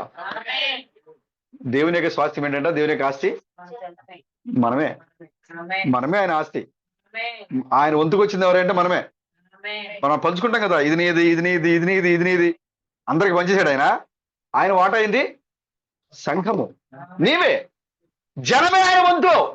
ఓ ఆయన అంటున్నాడు, యాకోబు నా సాక్ష్యము, ఓ నా సాక్ష్యము యాకోబే, ఓ జ్యేష్ఠ కుమారుడు నా కుమారుడు యాకోబే నా సాక్ష్యము. ఎందుకంటే ఇప్పుడు జ్యేష్ఠుల సంఘము నీవై ఉన్నావు. ఇప్పుడు నువ్వు ఓ యెహోవా యొక్క వంతు నీవై ఉన్నావు. ఇప్పుడు ఈ యొక్క పదాలన్నీ కూడా కీర్తనలో పెట్టి మోషే తన సంఘానికి ఏం చేస్తున్నాడు? ఆయన పాట నేర్పిస్తున్నాడు. ఆయన కంఠాపాఠముగా నేర్పిస్తున్నాడు. అంతేగాని కిందకు మనం చదువుకుంటూ వెళ్తే, పక్షిరాజు తన గూడు రేపినట్లు, పక్షిరాజు తన గూడును రేపి తన పిల్లల పైన అల్లాడుచు రెక్కలు చాపుకొని వాటిని పట్టుకొని తన రెక్కల మీద మోయినట్లు యెహోవా నిన్ను నడిపిస్తాడు. ఆమేన్. ఇది మోషే కీర్తనలో ఉన్న భాగం. ఇది పక్షిరాజు ఏం చేస్తుంది? ఒక మంచి గూడుని కడద్ది. అది గుడ్లు పెట్టే సమయానికి అది ఏం చేస్తుంది? ఒక మంచి స్థలాన్ని ఎంపిక చేసుకుంటుంది, ఒక మంచి పర్వతాన్ని. దాంట్లో ఆ గుడ్లు పెట్టే దానికి మెత్తగా ఉండడం కోసము అది కిందకి వెళ్ళి మెత్తగా ఉన్న పీచు పదార్థాలు తీసుకొస్తుంది. ముందుగా గట్టిగా అది విడిపోకుండా ఉండడం కోసము ముళ్ళుగా ఉన్న కొమ్మలు తీసుకొస్తుంది. దాన్ని ఏం చేస్తుంది, ఒక దాంట్లో ఒకటి పెట్టి ఆ గూడుని అల్లుకుంటుంది అది. ఆ తర్వాత దాని మీద వేయడానికి, మెత్తగా ఉండడానికి మంచి మంచి ఆ చెట్ల కొమ్మల్లోంచి ఆ పీచులు లాగి తీసుకుని వచ్చి దాంట్లో వేస్తుంది. అంటే దాని కింద పీచు పైన మెత్తగా ఉంటది, దాని కింద ఏముంటాయి, ముళ్ళ కొమ్మలు ఉంటాయి. దీని మీద మెత్తగా వేసి అప్పుడు తర్వాత దాని మీద ఏం చేస్తుంది, గుడ్లు పెడుతుంది. గుడ్లు పెట్టిన తర్వాత ఏం చేస్తుంది, పొదుగుద్ది, పిల్లలు చేస్తుంది. ఇప్పుడు ఆ పిల్లలకి కొంత వయసు వచ్చేదాకా ఆహారం పెడుతుంది.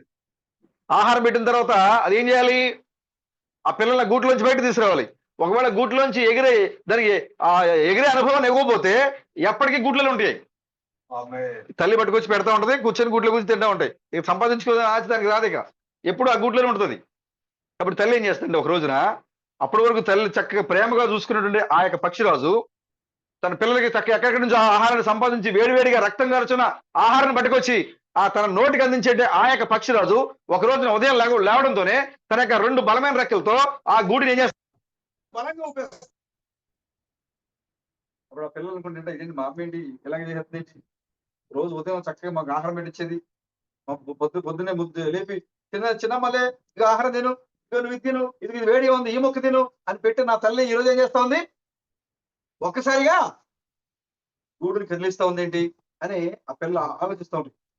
ఒక్కొక్కసారి ఏం చేస్తుందంటే తన బలమైన ముక్కుతో ఆ పిల్లల్ని నెత్తి మీద పొడిచి పక్క తోచి ఆ యొక్క గూట్లో మెత్తగా ఉండడం కోసం వేసినటువంటి ఆ మెత్తగా ఉన్న పరుపుని ఏం చేస్తుంది, తీసేస్తుంది. ఇప్పుడు చక్కగా పరుపు మీద పడుకున్న ఈ యొక్క పిల్లలు ఆ లోపల ముళ్ళ మీద పడుకోలేక అవి ఏం చేస్తున్నాయట, అటు ఇటు నిద్రలేదు ఇప్పుడు వాళ్ళకి. ఇప్పుడు అంతకుముందు హాయిగా పడుకున్నాయి, కానీ ఈ ముళ్ళ మీద పడుకోవడానికి ఇప్పుడు ఇబ్బంది పడుతూ ఉన్నాయి. ఎందుకంటే ఆ పరుపు లాగేసింది తల్లి. ఇప్పుడు ఈ పిల్లలు అనుకుంటేంట, మా అమ్మ చాలా కఠినమైంది, మేము ఇప్పుడు దాకా మా అమ్మ చాలా ప్రేమించింది మమ్మల్ని అనుకుంటున్నాము, మాకు ఇబ్బంది లేకుండా ఎక్కడి నుంచో ఆహారం తీసుకొచ్చింది మా అమ్మ, మా నోటికి అందిస్తా ఉంది అనుకున్నాం, కానీ మా అమ్మ చాలా కఠినమైంది, చాలా మరి కఠినస్తురాలు అని పిల్లలు అనుకుంటా ఉన్నాయి. ఒక రోజు ఏం చేసిందంటే ఒక్కసారిగా ఆ యొక్క గూడుని మొత్తాన్ని ఏం చేసింది, పడేసింది. మొత్తం గూడు పడేసింది. ఉండడానికి లోపల ఉంటాయి వాటికి స్థలం లేదు. అంతేకాకుండా ఏం చేసిందంటే వాటి యొక్క పైన కొమ్మ జుట్టు పట్టుకొని పైకి తీసుకెళ్ళిపోయింది.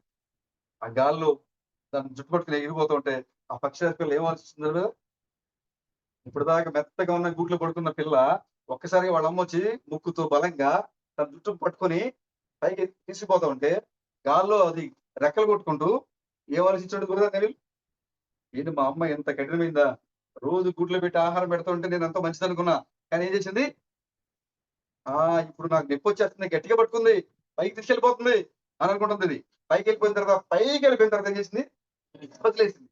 ఇంకా కిందకి వచ్చినప్పుడు ఇంకా దారుణంగా ఆలోచిస్తుంది, ఈ రోజుతో నా పని అయిపోయింది, మా అమ్మ అసలు మంచిది కాదు, నేను చాలా మంచిది అనుకున్నా అనుకుంటుంది. కానీ ఆ యొక్క పక్షిరాజు యొక్క తల్లి తన వలే తన పిల్ల కూడా ఆకాశంలో ఉన్నతమైన స్థలంలో ఎగరాలనేది తల్లి యొక్క ఆశ. కాబట్టి ఆ యొక్క తల్లి తన యొక్క పిల్లని పైకి తీసుకుని వెళ్ళి కిందకి వదిలేసేసినప్పుడు ఆ కిందకి వచ్చే క్రమంలో ఆ పక్షి యొక్క తల్లి, ఆ పిల్ల ఏం చేస్తా ఉంటుంది, తన యొక్క రెక్కలు చాపి తను కాపాడుకోవడానికి ప్రయత్నం చేస్తూ ఉంటుంది. ఈ సమయంలో తన 2 రెక్కలు ఏమవుతాయి అంటే బలాన్ని పంచుకుంటూ అది కొంచెంగా ఎగడం ప్రారంభం చేస్తూ ఉంటుంది. అది కిందకి వచ్చేటప్పుడు ఇంకా ఆ సేపట్లో కింద పడిపోతుంది అనుకున్నప్పుడు ఆ తల్లి ఆ పిల్ల కిందకి వెళ్ళి మళ్ళా దాని మీద పెట్టుకుని మళ్ళా ఎత్తైన స్థానం తీసుకెళ్లి మళ్ళా వదిలిపెడుతుంటది. ఈ క్రమంలో ఏం చేస్తూ ఉంటుందంటే ఎగిరే తన యొక్క పిల్లలు బలమైన రెక్కలతో ఉన్నతమైన స్థలానికి ఎగిరే ఆ అనుభవాన్ని నేర్పిస్తాం తల్లి.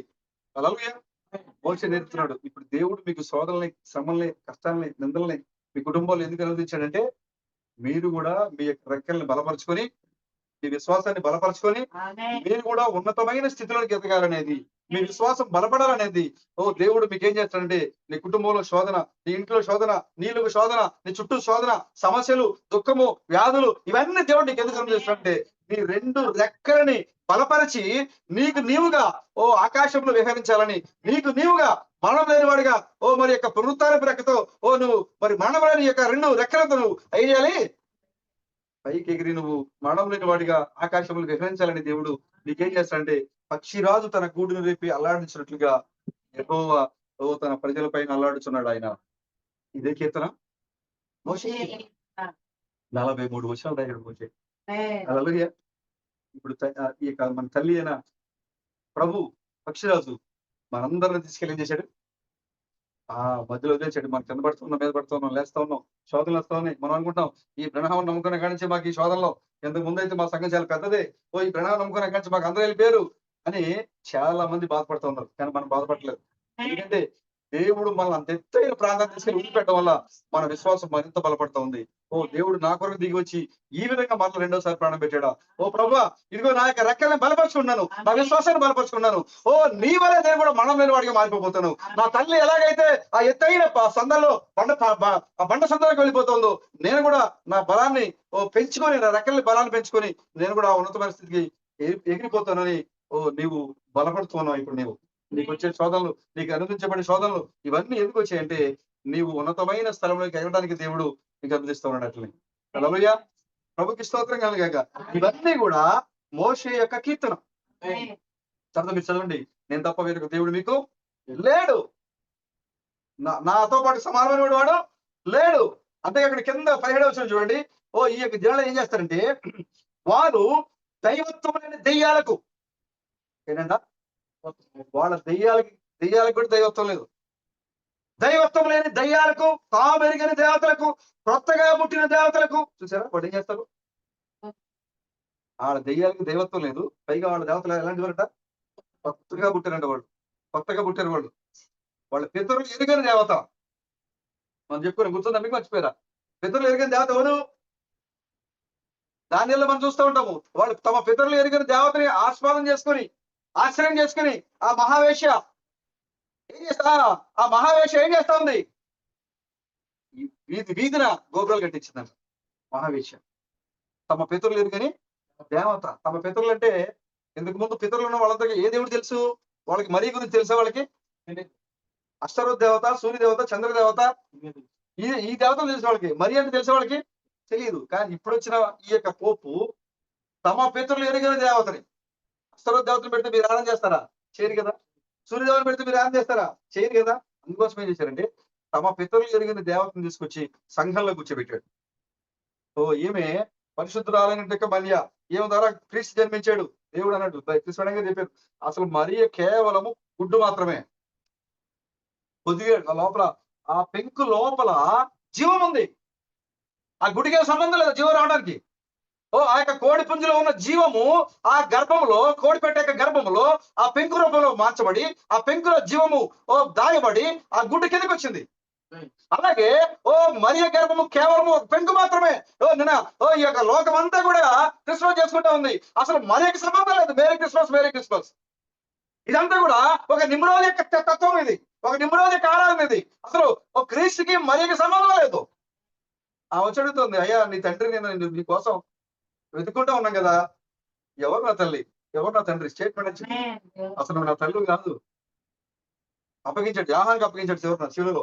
ఇగో ఏమని నీ కుమారుడికి పెట్టుకో, ఏమో నీ తల్లిగా పెట్టుకో అని అప్పగించాడు. ఎందుకంటే 2 రోజులు నన్ను నువ్వు కాపాడావు కాబట్టి. ఆమె హల్లెలూయా. 9 నెలలు మోసిన వాక్యాన్ని మరియా ఎన్ని రోజులు మోసింది? 9 నెలలే కదా యేసుని మోసింది ఆమె. 9 నెలలు మోసిన మరియనే ఈ లోకమంతా ధన్యురాలని ఎక్కడికంటే మరి విగ్రహాలు పెట్టి పరిశుద్ధ మరియా, తల్లి మరియా, మరి ఆశీర్వదించబడిన మరియా అని పొగుడుతున్నారు కదా. మరి ఎన్ని సంవత్సరాలుగా నీ గర్భంలో వాక్యం మోస్తా ఉన్నావు? అవునా? సమస్య చెప్తున్నారు. 9 నెలలు మోసిన మరియనే ఈ ప్రపంచము దేవుడిగా చేస్తే అనేక సంవత్సరాలుగా దేవుని వాక్యాన్ని ఈ లోపల పెట్టుకుని నువ్వు మోస్తా ఉన్నావు. ఈ ప్రపంచము మీ లోకానికి దేవుడు లేదని అతి త్వరలో మీ దగ్గరికి రాబోతుంది. హల్లెలూయా. దానికి సూచనగానే ఈ మరియని వీళ్ళు దేవతం చేశారు. కానీ నిజంగా దేవుడిగా పిలవబడాల్సిన ఎవరంటే ఈ కాలంలో నిజమైన వాక్యాన్ని గర్భంలో మోస్తూ ధరించిన వాళ్ళు 700 మంది పెళ్లి కుమార్తె ఈ లోకానికి నిజమైన ఆశీర్వదించబడిన మేరీలే ఉన్నారు వాళ్ళు. హల్లెలూయా. మనము నిజమైన వాక్యాన్ని గర్భం ధరించి మనం మోస్తా ఉన్నాం. 9 నెలల మరియకే ఈ లోకం అంతా ప్రయారిటీ ఇస్తే మరి సంవత్సరాల తరబడి మోసే మనకంతే వాళ్ళు ఈ లోకం. అందుకోసమే ఈ లోకాన్ని పరిపాలించే శక్తి దేవుడు నీకు ఇచ్చాడు. తమ పితరులు ఎరిగిన దేవతలు, అసలు దైవత్వం లేని దెయ్యాలు వీళ్ళందరూ తీసుకొచ్చి పెడతారు. ఎక్కడ మోషే చెప్తున్నాడు, అయ్యా మీరు తిరుగుబాటు చేస్తారు, మీ మధ్యలోకి వాళ్ళు వస్తారు, అసలు అభిషక్తులే లేని వారు వస్తారు మీ మధ్యలోకి. వాళ్ళు అసలు అభిషక్తులు కాదు, వాళ్ళు దేవదూషణ గారు ఒక నామాలు ధరించుకుని వస్తారు వాళ్ళు. దేవునికి ఒక పేరు ఉంది, ఆయన సర్వశక్తి పేరు ఆయనకు ఉంది. ఆయన మానవుడిగా దిగి వచ్చినప్పుడు మానవునిగా దేవునికి 2 మానవ పేర్లు ఉన్నాయి. ఒకటి యేసుక్రీస్తు, రెండవది క్రీస్తు బ్రహ్మ అని 2 పేర్లు ఉన్నాయి. ఇది తప్ప దేవుడికి ఏ ఇతర నామాలు లేవు. నీ సంఘం ఉంటే ఈ రెండు పేర్లలో ఏదైనా కలిగి ఉండదు. కానీ నువ్వేం చేస్తావంటే ఈ చివరికాల సమయంలో వచ్చే మహావేశ్యలు దేవదోషకరమైన నామాలు పెట్టుకుని వస్తా ఉన్నారు. సిఎస్ఐ, పెంతెకొస్తు, బ్యాప్టిస్టు, లూథరన్స్ ఇవన్నీ ఏదైతే పేర్లు పెట్టుకుంటారో బైబిల్ ప్రకారంగా ఇవన్నీ కూడా దేవదోషకరమకు నామములే. ఎవరికి పెట్టబడింది అంటే ఈ మహావేశ్యకి పెట్టబడి అభిషక్తులు, అంత్యకాలం ముందు అభిషక్తులు చివరికాల సమయంలో వచ్చి దేవుడు నన్ను అభిషేకించాడు. ఇప్పుడు నేను ప్రవక్తనే అన్నాను, ఈ కాలంలో నేను పంపడిన వర్తమానికనే అన్నాను, ఈ కాలంలో నేను మెస్సేనే అన్నాను, ఈ కాలంలో నేను దేవుడు నన్ను అభిషేకించి పంపించాడు అనే అంత్యకాలంలో అభిషక్తులు వచ్చి ఈ లోకానికి దేవదోషణ కర్మకు నామాలు. కర్మేల్ మినిస్ట్రీ, హోసన్న మినిస్ట్రీ, ఆ మినిస్ట్రీ, ఈ మినిస్ట్రీ ఇవన్నీ ఏ పేర్లు? దేవుని అవమానపరిచే నామాలు, దేవదోషణ కర్మకు నామాలు. ఇవన్నీ కూడా దేవునికి ఉన్న ఒకే ఒక పేరు. ఆయన సజీవమైన గొర్రెపిల్ల యొక్క ఓ రక్తంతో కడిగిన సంఘానికి ఓ స్వాతంత్ర సంఘం అని పేరు పెట్టాడు సంఘానికి. ఆమె ఒక ఆయన చెప్తున్నాడు క్రీస్తు సంఘము. ఏ క్రీస్తు? ఈ లోకంలో అబద్ధ క్రీస్తు కూడా ఉన్నాడు. నీ ఏ క్రీస్తు సంఘం అని సంఘము? మాదైతే ప్రభు అనే క్రీస్తు మేడం సంఘం మాది. ఓ మా కొరకు దిగి వచ్చి కలవరలో కొట్టబడి కార్ యాక్సిడెంట్ నెలకొట్టబడిన ఆ క్రీస్తు మాకు దేవుడిగా ఉన్నాడు, మా క్రీస్తుగా ఉన్నాడు ఆయన. ఏ క్రీస్తు సంఘం ఇది? ఇవన్నీ కూడా దేవదోష కర్మకు నామములు. మన పితరులు ఎదిగిన దేవత మీ మధ్యకి వస్తుంది. జాగ్రత్త. మోసాడు పితరులు ఎదిగిన దేవత మీ మధ్యకి వస్తుంది. అభిషేకమే లేని దెయ్యాలు వస్తాయి మీ మధ్యకి. జాగ్రత్త. ఆ సమయంలో దేవుడు పక్షి రాజు వలె మీ పైన అల్లాడించుకుంటూ ఉంటాడు. మిమ్మల్ని విడిచిపెట్టాయన తల్లి ఆ గూడిని రేపేసి పిల్లలు కింద దోసేసి వెళ్ళిపోద్దా? వెళ్ళిపోదు. ఎక్కడ ఉంటది? పిల్లలు అంటి పెట్టుకునే ఉంటది. ఆ గాలిలోనే ఉంచుద్ది. వాడు నేర్చుకునేదాకా, అవి రెక్కలు చాచి ఎగిరేదాకా ఆ తల్లి ఆ పిల్లల దగ్గరే కాసుకుని ఉంటది. ఒకవేళ పిల్లలు నేర్చుకునే క్రమంలో కింద పడిపోతుంటే మళ్ళా ఆ పిల్లల కిందకు వచ్చి తన వీపు మీద ఎత్తుకుని మళ్ళా ఎత్తైన శిఖరం తీసుకుని పోతాం. మన దేవుడు కూడా అలాగే చేస్తున్నాడు. శోధనలో, నిందల్లో, అవమానంలో అనుకోవచ్చు దేవుడు నన్ను విడిచిపెట్టేసాడే, నన్ను వదిలేసాడే అని మనం అనుకోవచ్చు. కానీ లేదు లేదు లేదు, నువ్వు పడిపోతున్నావు అనే సమయానికి దేవుడు మరలా నేను ఎత్తి మళ్ళీ ఇదేంటంటే మోషే కీర్తన. ఆమె ఈ చివరికాల సభ్యులు సంఘంలో పాడేది మోషే కీర్తన మరియు గొర్రె పిల్ల యొక్క కీర్తన. ఇది 1,44,000 మంది తప్ప నీ తర్వాత మరొక వ్యక్తి ఈ పాటని నేర్చుకోలేరు. ఆ యొక్క గొర్రె పిల్ల మోషే కీర్తన.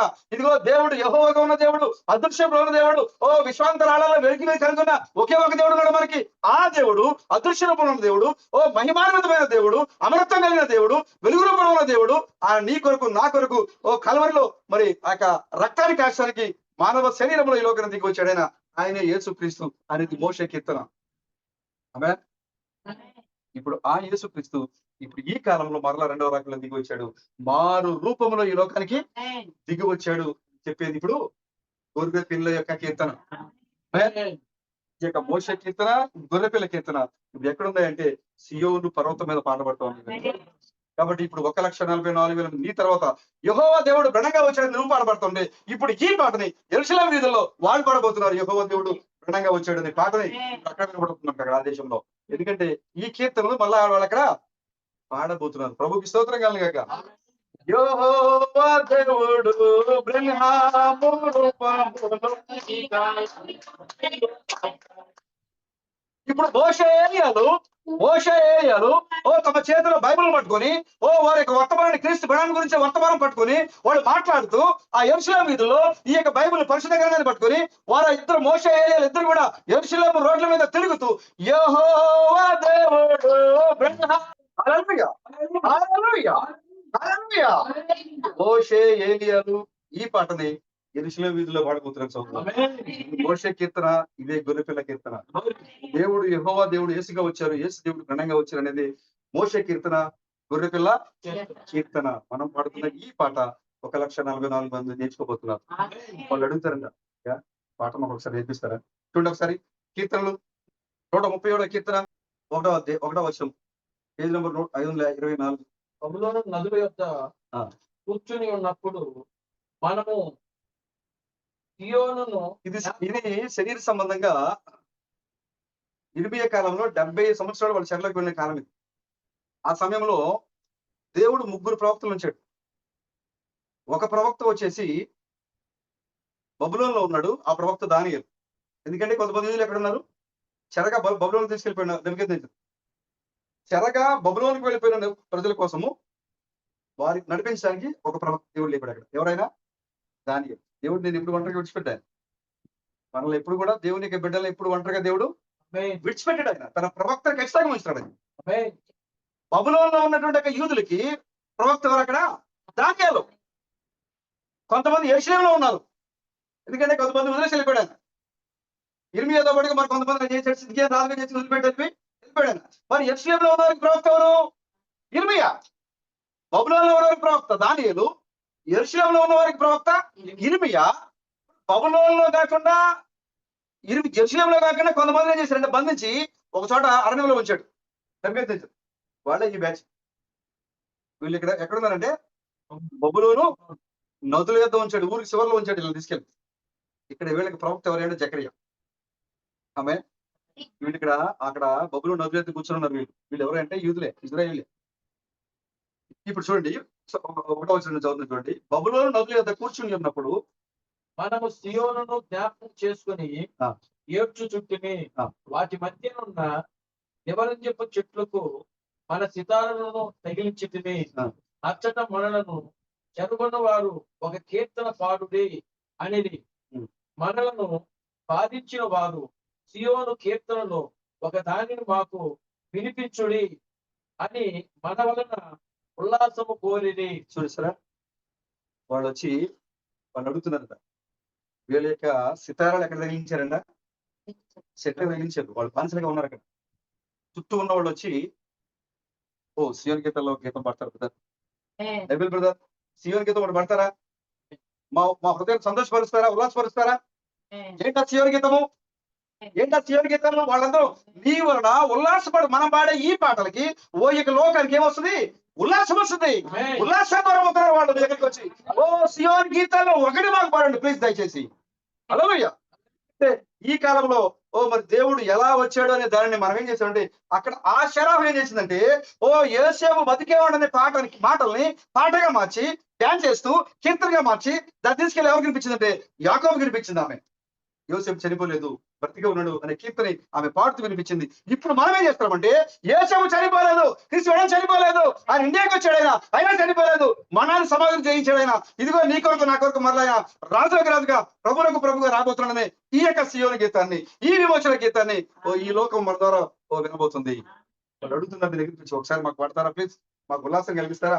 ఈ పాట వింటే మాకు ఉల్లాసం ఉంది, ఈ పాట వింటే మాకు సంతోషంగా ఉంది. ఓ క్రీస్తు బడం గురించి చెప్తే మాకు ఆనందంగా ఉంది. ఓ క్రీస్తు బడం యొక్క రెండో పరిచయం గురించి చెప్తే మాకు సంతోషంగా ఉంది. మాకు మనసుకి ఉల్లాసాన్ని ఇస్తా ఉంది. ఆ సియోను గీతాల్లో ఒక పాట మాకు అక్కడ శరీర సంబంధంగా జరిగింది, కానీ ఇప్పుడు అది ఆత్మ సంబంధంగానే పోతుంది. ఇక్కడ మనం పాడుతున్న ఈ సియోను గీతాలు ఇప్పుడు నువ్వేదైతే నూతనంగా కట్టి మోషే వలె సొంతగా కట్టి రాసిన ఆ పాటల్ని తన ప్రజలకి కంఠపాఠంగా నేర్పించాడు. ఇప్పుడు సంఘంలో దేవుడు తన సంఘంలో ఉండి ఆయన రచించిన ఈ పాటలు ఈ యొక్క సంఘానికి కంఠపాఠంగా నేర్పుతున్నాడు దేవుడు. హల్లెలూయా. కావలివాడ ఈ రాత్రి ఎంత వేళైనది, కాలమన్నడు చూడని గడియకు. ఈ యొక్క ఇశ్రాయేల్ గీతాలు, ఈ యొక్క సియోను గీతాలు ఒకసారి మాకు కూడా పాడండి బ్రదర్. ఏరా బ్రదర్, మీ గీతాలు ఒకసారి మాకు పాడి వినిపించండి బ్రదర్. మా మనసుకు సంతోషం ఇవ్వండి, ఉల్లాసాన్ని ఇవ్వండి. ఎందుకంటే ఇప్పుడు ఈ కీర్తన నీ దగ్గర తప్ప ఈ లోకంలో ఎక్కడా లేదు. ఇప్పుడు ఈ యొక్క వాక్యము మన దగ్గర తప్ప ఈ లోకంలో ఎవరి దగ్గర లేదు. ఈ వాక్యము యేసు క్రీస్తుని గురించిన రెండవ రాకడకు సంబంధించిన ఈ యొక్క పరిపూర్ణమైన వాక్యము నీ దగ్గర తప్ప మరి ఎక్కడ కూడా లేదు. కాబట్టి ఒకసారి మీరు పాడే పాట మాకు పాడి మాకు వినిపించండి, మా మనసును సంతోషపరచండి, మా మనసును ఉల్లాసపరచండి. ఈ వాళ్ళు మీ దగ్గరకు అడగబోతున్నారు. స్తోత్రం కలగాక. నీ నోట పాడే ఈ పాట ఎంత గొప్పదో చూసారా? ప్రపంచం అంతా కూడా నీ దగ్గరికి రాబోతుంది. 1,44,000 మంది యూదులు ఈ పాట నేర్చుకోబోతున్నారు, నీ దగ్గరికి చేర్పించబోతున్నారు. నిలబడతారు, ఈ పాట నేర్పించండి. ఎందుకంటే ఇప్పుడు మేము నమ్ముతున్నాము. ఏడ్చుచు చూడండి, ఇర్మియా గ్రంథము 50వ అధ్యాయము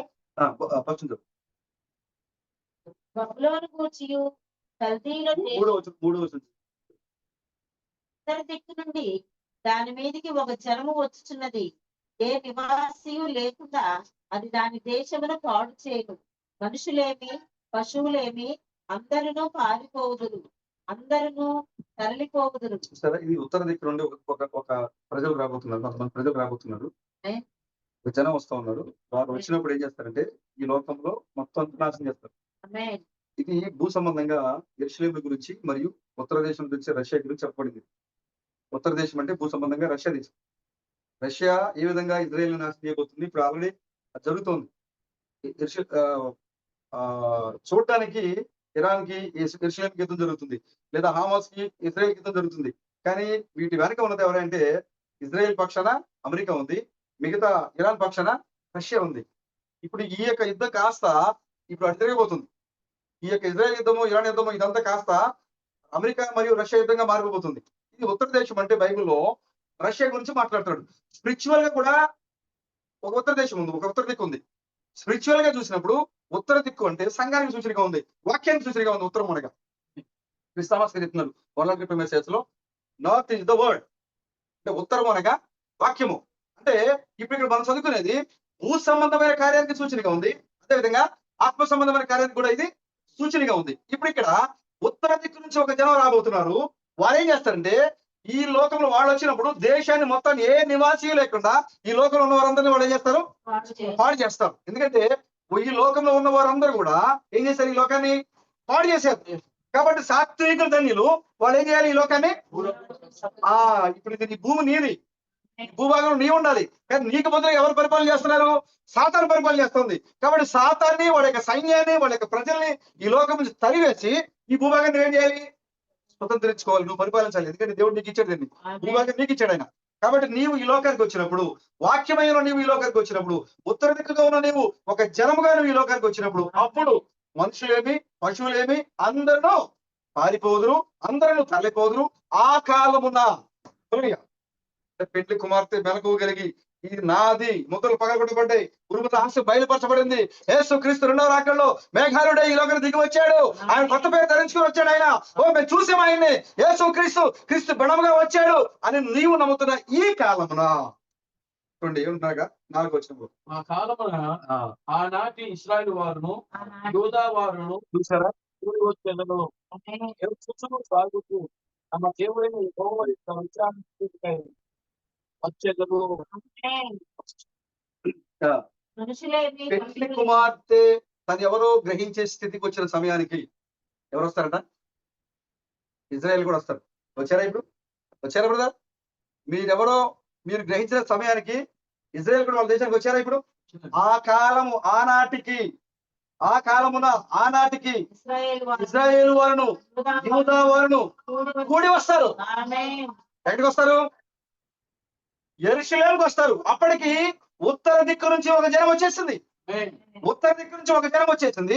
వాళ్ళు ఏం చేస్తారంటే ఈ భూభాగము నాది, ఇది సాతాను ఏదేను కాదు, ఇది దేవుని ఏదేను, ఇది మా ఏదేను, ఇది మా హక్కు, ఈ భూభాగం దేవుడు మాకిచ్చాడు, మా పితృడైన ఆదాములు తయారు చేసి మీరు భూమిని ఫలించి అభివృద్ధి నిందించడని మాకిచ్చాడు ఈయన.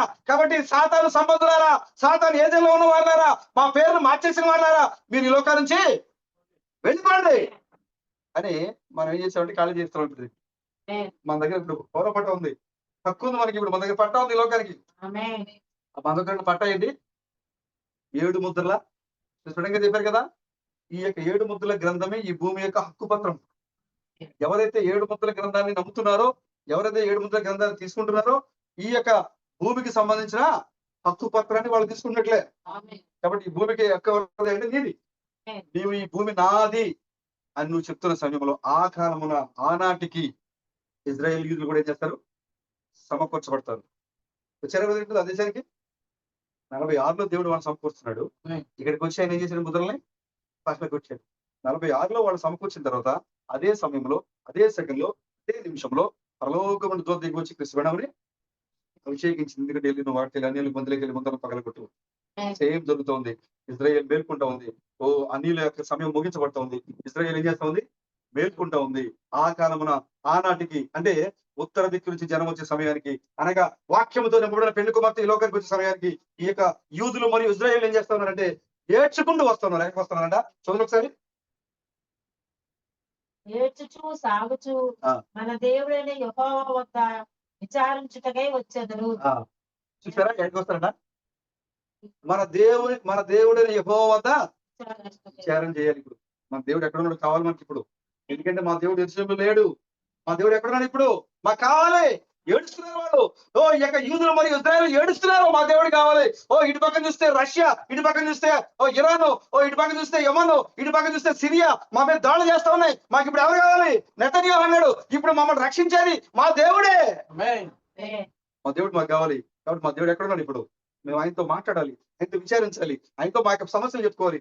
మమ్మల్ని విడిపించగల ఒకే ఒక దేవుడు ఓ ఆయన ఉన్నాడు. మా దేవుడు ఎక్కడున్నాడు అని వాళ్ళు ఏడుస్తూ ఇప్పుడు ఆయన దగ్గర రాబోతున్నారు. అయితే ఆ సమయాన్ని చూడండి, ఎన్నటికి 5వ వచనము, ఎన్నటికి మరవబడని నిత్య నిబంధన చేసుకుని చూసారా? నిబంధన, కొత్త నిబంధన, పాత నిబంధన, నిత్య నిబంధన 3 నిబంధనలు ఉన్నాయి. పాత నిబంధన ఎవరికి ఇవ్వబడింది? ఇశ్రాయేలుకి ఇవ్వబడింది. కొత్త నిబంధన ఎవరికి ఇవ్వబడింది? క్రైస్తవులకి ఇవ్వబడుతుంది. క్రైస్తవ లోకానికి ఇవ్వబడింది కొత్త నిబంధన.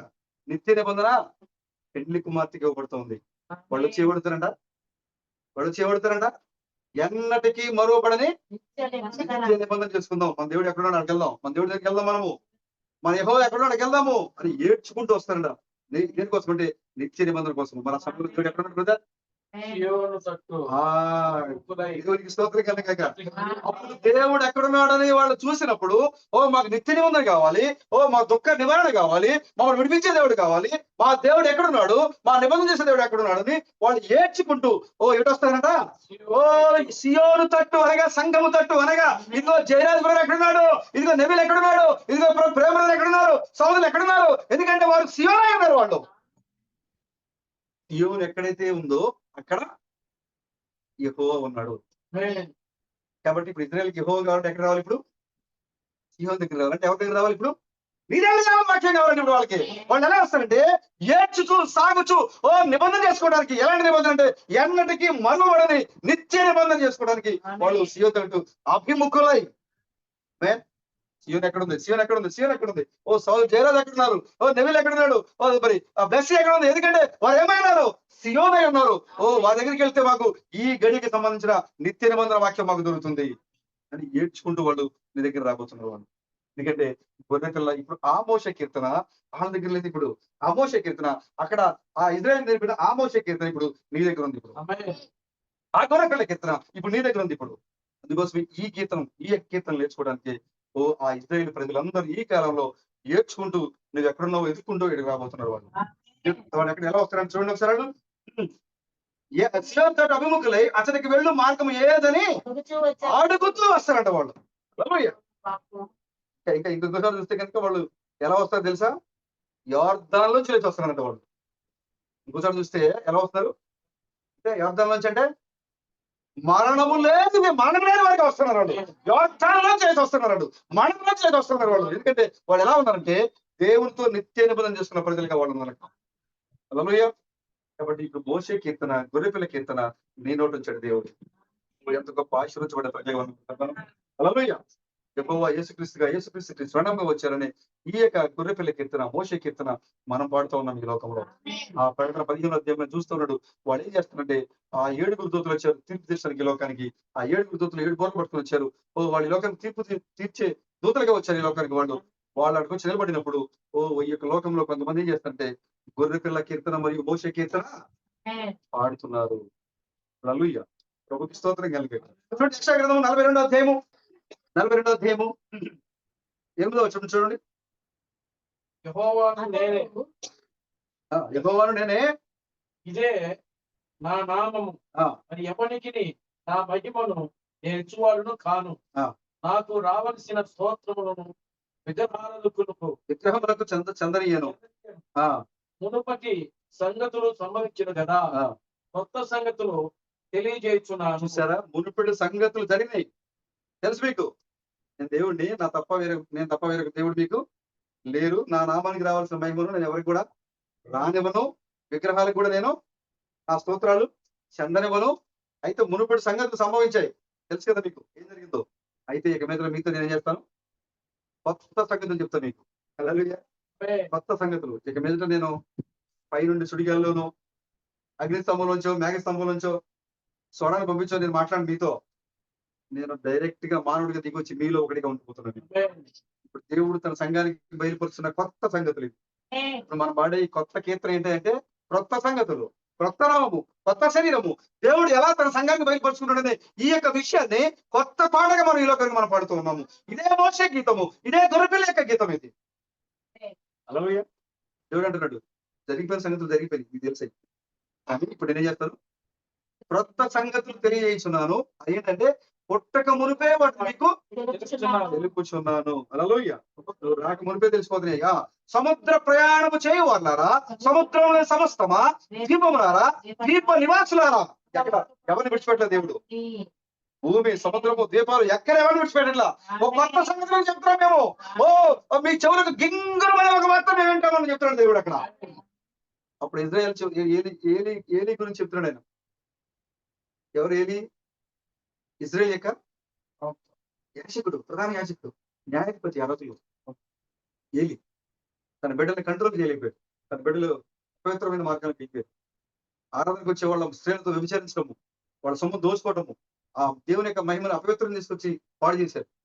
దేవుడు హెచ్చరించాడు ఏలిని, కానీ ఏలి మాట వినే స్టేజ్ వాళ్ళు దాటిపోయారు, వినట్లేదు వాళ్ళు. కాబట్టి దేవుడు ఏం చేశారంటే, ఏలి రంగం మీద ఉండటంతోనే ఏలికి బదులుగా సమూయేలుని దేవుడు ఎన్నుకున్నాడు. చిన్న బారు మంత్రులలో దేవుడే ఏలితో మాట్లాడతాడు. దేవుడు ఎవరితో మాట్లాడుతున్నాడు? చిన్న బారుడు. ఏం మాట్లాడుతున్నాడు కూడా తెలియని వయసు సమూయేలుని. పిలుస్తున్నాడు, 3 సార్లు పిలిచాడు సమూయేలుని. సమూయేలు వినప్పుడు లేచాడు. అప్పుడు వయసు చాలా చిన్న బారుడు సమూయేలు. బయట నా ఏలినవాడు, నా యజమానుడు పిలిచాడేమో అని బయటకు వచ్చాడు. అయ్యా పిలిచారా? లేదు నేను పిల్లలేదు అని అడిగి మళ్ళీ పడుతున్నాడు. మళ్ళీ కొద్దిసేపటికి మళ్ళీ సమూయేలు అని సరే వినపడింది. మళ్ళీ వచ్చాడు. లేదు నేను వినపడలేదయ్యా, నేను పిలవలేదయ్యా. మళ్ళీ లోపలికి వెళ్ళాడు. మళ్ళీ సమూయేలుని పిలిచాడు. మళ్ళీ బయటకు వచ్చాడు 3సారి. అప్పుడు సమూయేలు ఏలికి అర్థమైపోయింది, నేను పిలిచేవాడు ఎవరు? భూ సంబంధమైన వాడు కాదు. కాబట్టి వాడా, నీ దాసుడు సిద్ధంగా ఉన్నాడు, ఆలకిస్తున్నాడు, చెప్పు. హల్లెలూయా. 2 సార్లు ఎవరు అర్థం కాలే ఈ లోకానికి. 3వసారి ఏలి అన్నాడు, నా ఏలిన వాడా, నీ దాసుడు వినుచున్నాడు, చెప్పు చెప్పన్నాడు. ఆమేన్. ఆ చిన్న బాడు, అయ్యా నీ దాసుడు చెప్తున్నాడు, సిద్ధంగా అన్నాడు వినడానికి. చెప్పినప్పుడు ఆయన చెప్తున్నాడు, ఇజ్రాయేలుకి చెవులు గింగురమని ఒక వార్త నేను చెప్పబోతున్నాను. అప్పుడు ఆ యొక్క మాటకి ఇజ్రాయేలుకి చెవులు గింగురమంటాయి. గింగురమంటే వాక్యానికి లోపడలేదు కాబట్టి ఏది కుటుంబానికి జరగబోయే శ్రమని ఈ లోకాన్ని చెప్పబోతున్నాను. అది విన్నప్పుడు వారి యొక్క చెవులు గింగురమంటాయి. ఎందుకంటే మందసం వాడుతూ ఉంది, దేవుడు వాడుతూ ఉన్నాడు. ఎప్పుడైతే ఏలి కుమారుని కంట్రోల్ చేయలేకపోయాడో మందసం ఏమైపోయింది? ఫిలిష్తీయులను యుద్ధం చేసి జయించి మందసాన్ని వాళ్ళు పట్టుకెళ్ళిపోయారు. బైబిల్ అలా పెట్టింది. అక్కడ మందసము వెడలిపోయారు కాబట్టి అక్కడ ఆమె ఏం చేసిందంటే, ఏలి మనవుడికి ఒక పేరు పెట్టింది. ఆమె ఈకాబోదు అని పేరు పెట్టింది. ఏలికి ఒక మనడు పుట్టాడు, కోళ్ళు జన్మించింది, ప్రసవించింది, కుమారుడు పుట్టాడు. ఆ కుమారుడికి ఏం పేరు పెట్టారు? ఈకాబోదు అని పేరు పెట్టారు. అంటే దాని అర్థం ఏంటంటే ప్రభావము వెడలిపోయాను అని అర్థము. అంటే మందసం వారితో ఉన్నంత సేపు కూడా దేవుడు వారితో ఉన్నాడు. మందసం ఎప్పుడైతే ఫిలిష్తీయుల వాడికి వెళ్ళిపోయారో ప్రభావం ఏమైపోయింది? వెళ్ళిపోయింది. ఇప్పుడు వాక్యం నీ దగ్గర ఉన్నంతసేపే, మోషే కీర్తన, గొర్రెపిల్ల కీర్తన నీ రోడ్డు ఉన్నంతసేపే. ఒకవేళ నిర్లక్ష్యంగా ఉన్నావా, లోకంతో కలిసిపోయి ఉన్నావా, నీ యొక్క పరిస్థితులు మారిపోతూ ఉన్నాయా, లోక స్థితితో నువ్వు మమేకం అవుతున్నావా, ప్రభావం నీలోంచి వెళ్ళిపోతుంది. దేవుడు వెళ్ళిపోతాడు నీలోంచి. నీ దగ్గర ఉంటుంది దేవుడు. సరే, నమ్మకంగా దేవుడికి మనం ఉండాలి. నమ్మక ద్రోహం చేశాడు ఆయన. అహీతోపెలు. ఎవరైనా? అహీతోపెలు ఎవరైనా? దావీదు యొక్క రాజ్యంలో ఒక ప్రధాని, సంస్థానంలో ఒక ప్రత్యేకమైన వాడు. ఈయన బత్షెబాకు బంధువు. ఉరియా భార్య యొక్క బత్షెబా ఉంది కదా, బత్షెబాకి ఇతను బంధువు. ఈ అహీతోపెలు ఇతను చెప్పే మాట దావీదు తప్పకుండా పాటించేవాడు. ఎందుకంటే దావీదు యొక్క నమ్మకం ఏంటంటే, అహీతోపెలు చెప్పింది దేవుడు చెప్పినట్టే. అహీతోపెలు చెప్తే దేవుడు చెప్పినట్టే అని నమ్మేవాడు అహీతోపెలు. ఆ మాట ఉంది దావీదు. ఒక రోజున తన సొంత ఇంట్లో అబ్షలోము, తన కుమారుడే అబ్షలోము ఏం చేశాడు? తిరుగుబాటు చేశాడు. అబ్షలోము మనకు అర్థం ఏంటి? సమాధానకర్త. అబ్షలోము అంటే సమాధానానికి అధిపతి. కానీ సమాధానం లేకుండా చేశాడు దేశంలో. తన తండ్రి రాజ్యం మీద చూడండి, తమ్ముడు చంపేశాడు, అన్నం చంపేశాడు. ఎందుకంటే తన చెల్లెని తామారుని ఏం చేశాడు? ఆయన పాడు చేశాడు కాబట్టి కోపంతో విందుకు పిలిచి ఆయన్ని తమ్ముడిని చంపేశాడు. అప్పుడు దావీదు చంపుతున్న భయంతో పారిపోయాడు. తర్వాత యోవాబు ద్వారా వచ్చి ఒక రోజున యోవాబుతో ఒక వర్తమానం పంపించాడు. నేను చేసిన తప్పేంటి? నా తండ్రి నాతో ఎందుకు మాట్లాడలేదు, నేను రాజు మందిరానికి ఎందుకు వెళ్ళకూడదు అని వర్తమానం పంపించాడు. ఇప్పుడు దావీదు యోవాబు అడిగాడు, అయ్యా నీ కుమారుడిని చూడడానికి ఎంతో ఆశగా ఉన్నాడు, పంపించమంటావా? సరే తీసుకురా. అబ్షాలోముని తీసుకెళ్ళాడు దావీదు. యోవాబు చూడండి, దావీదు తన కుమారుడు చూసి ఏం చేశాడు? ముద్దు పెట్టుకున్నాడు. కానీ ఆ అబ్షాలోము యొక్క క్రియలు ఎలా ఉన్నాయంటే, నేటి కాలంలో పోపు ఏ కార్యం చేశాడో అదే కార్యాలు అబ్షాలోము. చూడండి 2వ సమూయేలు ఒకసారి చూడండి, 2వ సమూయేలు 14వ అధ్యాయము 25వ వచనం చూడండి ఒకసారి. ఇశ్రాయేలీయులందరిలో అబ్షాలోమంత సౌందర్యము గలవాడు ఒకడునూ లేడు. చూసారా అబ్షాలోము ఎలాంటి వాడంట? అసలు అబ్షాలోము లాంటి వాడు ఇజ్రాయెల్ దేశంలోనే లేడు. మరి సాతాను ఎవరు? తేజో నక్షత్రం వాడు. వాడు సౌందర్యవంతుడు, వాడు అందానికి వాడు ఐకాను. ఎవడు? స్పష్టంగా చెప్పారు, పాతాళములో ఉన్న ఆత్మలు రష్మికలాగా, సౌందర్యలాగా, ఇంకా పేర్లు చెప్పండి, హీరోయిన్స్ పేరు. వీళ్ళందరిలాగా పైకి వచ్చి డ్యాన్స్లు వేస్తాయంట. అందంగా ఉన్న హీరోయిన్స్ ఎవరైతే వాళ్ళందరూ ఎవరంట? పాతాళములో ఉన్న దురాత్మలు. అందానికి సింబల్ ఎవరంటే సాతాను. ఇతను బాగా అందంగా ఉన్నాడు, చాలా చేస్తా అంటే అందరూ ఆ మాట చెప్పలేం, కానీ అందానికి మనం ప్రియారిటీ ఇవ్వకూడదు మనం. అవునా? బైబిల్ చెప్తుంది, సొలొమోను చెప్పాడే లేదా? ఆ సౌందర్య వ్యర్థము. కాబట్టి ఈ యొక్క అబ్షాలోము ఎలాంటి వాడు? ఇజ్రాయెల్ అందరిలో అబ్షాలోము అంత సౌందర్యం గలవాడు ఒకడు కూడా లేడు. అంతేకాకుండా అరికాళ్ళు మొదలుకొని తల వరకు అస్సలు లోపం లేదు అబ్షాలోము. చూసారా, అసలు లోపమే కనపడలేదు అబ్షాలోము. కానీ తర్వాత ఏం పని చేస్తున్నాడు? తండ్రి రాజ్యం మీద తిరుగుబాటు చేశాడు. తేజో నక్షత్రమా, ఏజ్కేల్ 28లో మనం చూస్తే కనుక వాడి గురించి ఉంటది. అది ఎలా ఉందంట? మంచి సౌందర్యం కలిగినటువంటి నక్షత్రము లూసిఫర్, చాలా అందగత్తే ఆ యొక్క దూత. దేవుని యొక్క సైన్యంలో వాడు అనేక కెరూబులకి అధిపతిగా ఉన్నాడు, ప్రధాన దూతగా ఉన్నాడు, మంచి కెరూబుగా ఉన్నాడు, అందమైన కెరూబుగా ఉన్నాడు అని బైబిల్లో రాయబడింది అక్కడ. కానీ ఏం చేశాడు? తండ్రి యొక్క సింహాసనం మీద తిరుగుబాటు చేశాడు. ఇప్పుడు ఈ అబ్షాలోము ఏం చేశాడు? తండ్రి యొక్క సింహాసనం మీద లాక్కోవడానికి ప్రయత్నించాడు. అక్కడ లూసిఫర్ యొక్క ఆత్మ ఇక్కడ అబ్షాలోములో పనిచేస్తుంది. కానీ చూడడానికి ఎలా ఉన్నాడు? ఇతను మంచి సౌందర్యంగా ఉన్నాడు, మంచి అందగాడిగా ఉన్నాడు. ఎక్కడ ఈ లోపం అసలు అరికాలు మొదలుకొని నడిదెత్తు వరకు ఎక్కడ ఇతనిలో ఈ లోపం ఉంది అని చెప్పడానికి ఏం లేదు. అంత అందంగా ఉన్నాడు మంచి. కానీ ఏ ఆత్మతో ఉన్నాడు? ఆయన సాతానాత్మతో ఉన్నాడు. ఇప్పుడు అతను చూడండి ఏం చేస్తున్నాడు? తన తల వెంట్రికలు భారంగా ఉన్నదని ఏటైనా అతను వాటిని కత్తిరించవచ్చు. కత్తిరించినప్పుడల్లా వాటి ఎత్తు రాజు తురికను బట్టి 200 తులములాయను. అబ్షాలోము ముగ్గురు కుమారులు, తామర కుమార్తె పుట్టిరి. చూసారు, అబ్షాలోము అప్పటికి ఊళ్ళోకి వచ్చాడు. కానీ 2 సంవత్సరాలు 28 చూడండి. అబ్షాలోము 2 సంవత్సరములు యెరూషలేములో నుండి రాజ దర్శనము చేయక కోపం చేసింది. నేను రాజకుమారుడిగా ఉండి రాజదర్శనం లేకుండా నేను ఎక్కడ ఏంటి తిరుగుబాటు చేస్తాను. యోవాబుతో పంపించాడు. అప్పుడు కిందకి వచ్చేసరికి 33 వచ్చింది. తర్వాత మీరు చదవండి 33 వచ్చింది చూడండి. అంతటా యోవాబు రాజు వద్దకు వచ్చి ఆ సమాచారం తెలుపుగా రాజు అబ్షాలోమును పిలిపించను. అతడు రాజు వద్దకు వచ్చి రాజు సన్నిధిని సాష్టాంగ నమస్కారం చేయగా రాజు దావీదు నాకు మాట అని ఆహ్వానించాడు కదా. వెంటనే చూడండి 15 వచ్చిన 1వ అధ్యాయం 15వ అధ్యాయం 1వ వచ్చిన చూడండి. ఎప్పుడైతే సంఘంలోనికి ఆహ్వానించాడో, సంఘానికి బయట ఉన్నంతసేపు ఏం అవ్వాల? అబ్షాలోము సంఘానికి బయట ఉన్నంతసేపు ఏం కాల. కానీ ఎప్పుడైతే సంఘము లోపలికి దావీదు పిలిచాడో, తన రాజ్యంలోనికి ఆహ్వానించాడో ఏం జరుగుతుంది చూడండి. ఇప్పుడు అయిన తర్వాత అబ్షాలోము ఒక రథము గుర్రములను సిద్ధపరిచి తన ఎదుట పరిగెత్తుడికై 50 మంది బంటులను చూసారా. ఎవరు ఏర్పాటు చేయాలి? రాజు అయితే రాజుగా ఉండాలంటే ఆటోమేటిక్ గా సైన్యం వచ్చి ఈయన రాజు చిరంజీవి కాక అని వాళ్ళే పరిగెడతారు. కానీ అబ్షాలోము ఏం చేశాడంట? ఒక 50 మందిని జీతం ఇచ్చి ఒక 50 మందిని పిలిపించుకున్నాడు. నా ముందు మీరు వెళ్ళండి, ఎందుకంటే ఇప్పుడు నేను ఎవరు? రాజుని. ఇప్పుడు నేను సంఘానికి బయట ఉన్నంతసేపు ఈ ఆలోచన లేదని ఎప్పుడైతే సంఘంలోకి వచ్చాడో వచ్చేసింది ఈ ఆలోచన. నేటి సంఘంలో కూడా అదే వచ్చింది, తిరుగుబాటు. సంఘానికి బయట సంఘంలో బయట ఉన్నంతసేపు బాగానే ఉంటారు. సంఘంలో ఎప్పుడైతే వాళ్ళకి వాక్యం ఇచ్చి పోషించి అన్ని చెప్పిన తర్వాత ఇప్పుడు నేను కూడా పాస్టర్ అవ్వాలి, నేను కూడా కాపర్ అవ్వాలి, నేను కూడా సంఘాన్ని నడపాలి. పరాహే కాత్మది. పరాహే ఉన్నాడు. మోషే ఒక్కడే లేవీడా? మేము లేవీలిం కదా. మోషే ఒక్కడే ఇజ్రాయేలీడా? మేము ఇజ్రాయేలీం కదా. మేము నడపలేమా? యెహోవా మోషేకు ఒక్కడే దేవుడా? మాకు దేవుడు కదా, మాకు దేవుడే కదా. మోషేలాగా మేము కూడా నడిపిస్తాం, మాకు కూడా అధికారం ఉంది, మాతో కూడా కొంతమంది రండి అని కొంతమంది గుంపులు ఏర్పాటు చేసుకున్నాడు. ఎవరు? కోరహు. ఇటు సంఘాల్లో కూడా అంతే. నువ్వు కూడా మాతో పాటు రండి. సంఘాలు విడదీసి గుంపులుగా ఏర్పాటు చేస్తున్నారు. సంఘాలు విడిపోతా ఉన్నాయి. ఆ గుంపులు ఎవరు అంటే కోరహు ఆత్మలు. ఓ సజీవమైన వాక్యాన్ని వినడానికి సంఘాన్ని సజీవంగా నడిపించకుండా వాళ్ళ యొక్క సొంత ఉద్దేశాలతో బోధించే వాళ్ళలోంచి దేవుడు తన సంఘాన్ని విడిపించుకుంటూ ఒక సంఘంగా రూపొందిస్తే, ఈ సంఘంలో కోరహు యొక్క ఆత్మలు లేచి, అబ్షాలోము యొక్క ఆత్మలు లేచి సంఘాన్ని ఏం చేస్తా ఉన్నాయి? విడదీస్తా ఉన్నాయి. ఇప్పుడు ఇక్కడ అబ్షాలోము కూడా సంఘానికి వెలుగులో ఉన్నంతసేపు బాగానే ఉన్నాడు. ఎప్పుడైతే సంఘం లోపలికి వచ్చాడో ఒక 50 మంది ముందు పెట్టుకుని ఇక నేను రాజుని, నా ముందు వెళ్ళండి, అబ్షాలోము చిరంజీవి కాక అబ్షాలోము రాజు, కేకలు వేయండి. అబ్షాలోము తిరిగిపోయి చేశాడు దావీదు. ఆ సమయంలో దావీదు యొక్క రాజ్యములో అహీతోపెలు ఉన్నాడు. ఆయన దావీదు యొక్క మంత్రి. ఆ యొక్క క్యాబినెట్ లో ఒక మినిస్టర్.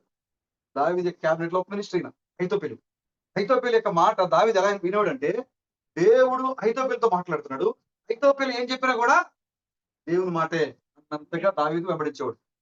ఎప్పుడైతే అబ్షాలోము తన సింహాసనం లాక్కుంటున్నాడని తెలిసిందో, అబ్షాలోము చిన్నగా దేశాన్ని స్వాధీనం చేసుకుంటూ కొంతమంది వెంట పెట్టుకుని దావీదుని చంపేసి ఆ సింహాసనం మీద కూర్చుందాం అని చెప్పి బయలుదేరి వెళ్ళాడో, ఈ విషయం దావీదు తెలిసిందో, దావీదు తన సింహాసనం విడిచిపెట్టి ఏం చేశాడైనా? వెళ్ళిపోయాడు. ఏడ్చుకుంటూ వెళ్ళిపోయేటప్పుడు చూడండి అక్కడ 15వ అధ్యాయము 30 వచ్చిన చూడండి ఒకసారి. 15:30. సార్, ఒలీవ చెట్ల కొండ ఎక్కుచూ ఏడ్చుచూ తల కప్పుకొని పాదరక్షలు లేకుండా కాలి నడకను సరే ఏడుస్తున్నాడు, వెళ్ళిపోతున్నాడు. ఎందుకంటే ఎవరు తిరుగుబాటు చేసింది? సొంత కొడుకే తన సింహాసనం లాక్కోడానికి వచ్చాడు. సొంత కొడుకు తిరుగుబాటు చేశాడు. అప్పుడు దావీదు ఆ ఒలీవల కొండ ఎక్కుతూ ఏడుస్తూ వెళ్తా ఉన్నాడు. ఆ సమయంలో అతనితో పాటు ఉన్నవాళ్ళు కూడా ఏం చేశారంటే తలలు కప్పుకొని ఏడ్చుతూ కొండ ఎక్కిరి. అంతలో ఒకడు వచ్చి అబ్షాలోము చేసిన కుట్రలో ఎవరున్నారంట? అహీతోపెలు చేరాడు. దావీదు అనుకుంటాడు ఇప్పుడు దాకా నా కుమారుడు ఒక్కడే మొత్తం.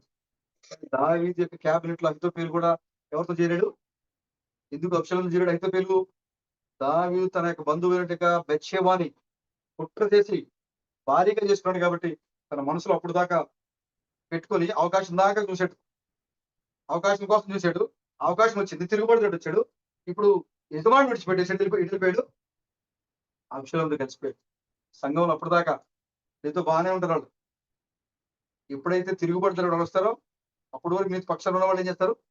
అటు పక్కకి చేరిపోతారు. ఈ అహీతోపెలు ఏం చేశాడంటే అప్పుడు దాకా దావీదు క్యాబినెట్ లో ఉన్నాడు, మంచి పొజిషన్ లో ఉన్నాడు. ఎప్పుడైతే తన కుమారుడు తిరుగుబాటు చేశాడని తెలిసిందో, దావీదు మీద కోపంతో ఈ అహీతోపెలు అబ్షాలోము వైపు వెళ్ళిపోయాడు. ఈ విషయం తెలిసింది దావీదుకి. అబ్షాలోము యొక్క కుట్రలో ఎవరున్నారు? అహీతోపెలు కూడా ఉన్నాడు అని తెలిసినప్పుడు దావీదు ప్రార్థన చేస్తాడు. చూడండి అక్కడ. అంతలో ఒకడు వచ్చి 31వ వచనము, అంతలో ఒకడు వచ్చి అబ్షాలోము చేసిన కుట్రలో అహీతోపెలు చేరి ఉన్నాడని దావీదునకు తెలియజేయగా, దావీదు యెహోవా అహీతోపెలు యొక్క ఆలోచనను చెడగొట్టు. దావీదు ప్రార్థన చేశాడు, ప్రభువా నా మీద ఎంతమంది తిరుగుబాటు చేస్తున్నారు కాబట్టి వాళ్ళ యొక్క ఆలోచన చెడగొట్టు. సంఘాన్ని పాడు చేసి వాళ్ళ యొక్క ఆలోచన చెడగొట్టు. ఇదో సాతాను శోధించాలని చూస్తుంది, సాతాను యొక్క ఆలోచన చెడగొట్టు అని నువ్వు ప్రార్థన చేస్తే దేవుడు ఖచ్చితంగా ఈ ప్రార్థన బదులిస్తాడు. దావీదు ప్రార్థన దేవుడు బదులిచ్చాడు. సో తన యొక్క సైనికుడు అక్కడ నుంచి అహీతోపెలు యొక్క ఆలోచనలు మార్చేసి మరొక ఆలోచన చెప్పించి అహీతోపెలు యొక్క ఆలోచన దేవుడు ఏం చేశారు? చెడగొట్టేశాడు. ఇప్పుడు సాతాను సంఘాన్ని చెడగొట్టాలి, సంఘాన్ని పాడు చేయాలి, సంఘంలోకి ప్రవేశించి గలిబిలు చేయాలి, ఇవన్నీ సంఘంలో అలర్ట్ సృష్టించాలని సాతాను చూస్తోంది. ఈ సమయంలో నువ్వు చేయాల్సింది ఏంటంటే, ఓ ప్రభువా సంఘంలో సాతాను చేస్తున్న ఆ యొక్క ఆలోచనల్ని చెడగొట్టండి, గలిబిల్ని చెడగొట్టండి. నువ్వు అడిగితే దేవుడు ఖచ్చితంగా సాతాను యొక్క ఆలోచనల్ని చెడగొడతాడు. ప్రభుకి స్తోత్రం కలగాక. కాబట్టి దేవుడు ఈ యొక్క చివరి కాల సమయంలో నీ నోట ఒక నూతన గీతాన్ని ఉంచాడు. ఎలాంటి గీతం అంటే, ఎలాంటి గీతం అది? కొత్త సంగతులతో కూడిన గీతం అది. ఆయన అంటున్నాడు, చూడండి యెషయా గ్రంథం ఇందాక మన మధ్యలో ఆపేసాం, చూడండి.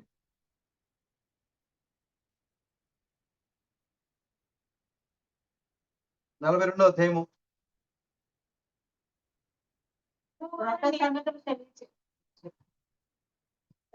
నేనే ఈ నా నామము మరి ఎవరికి నా మహిమను నేను ఇచ్చేవాడను కాను. నా కావలసిన స్తోత్రమును ఉమ్. విగ్రహములకు చెందనీయుడి చందనీయులు చెందనీయుడు ఉమ్.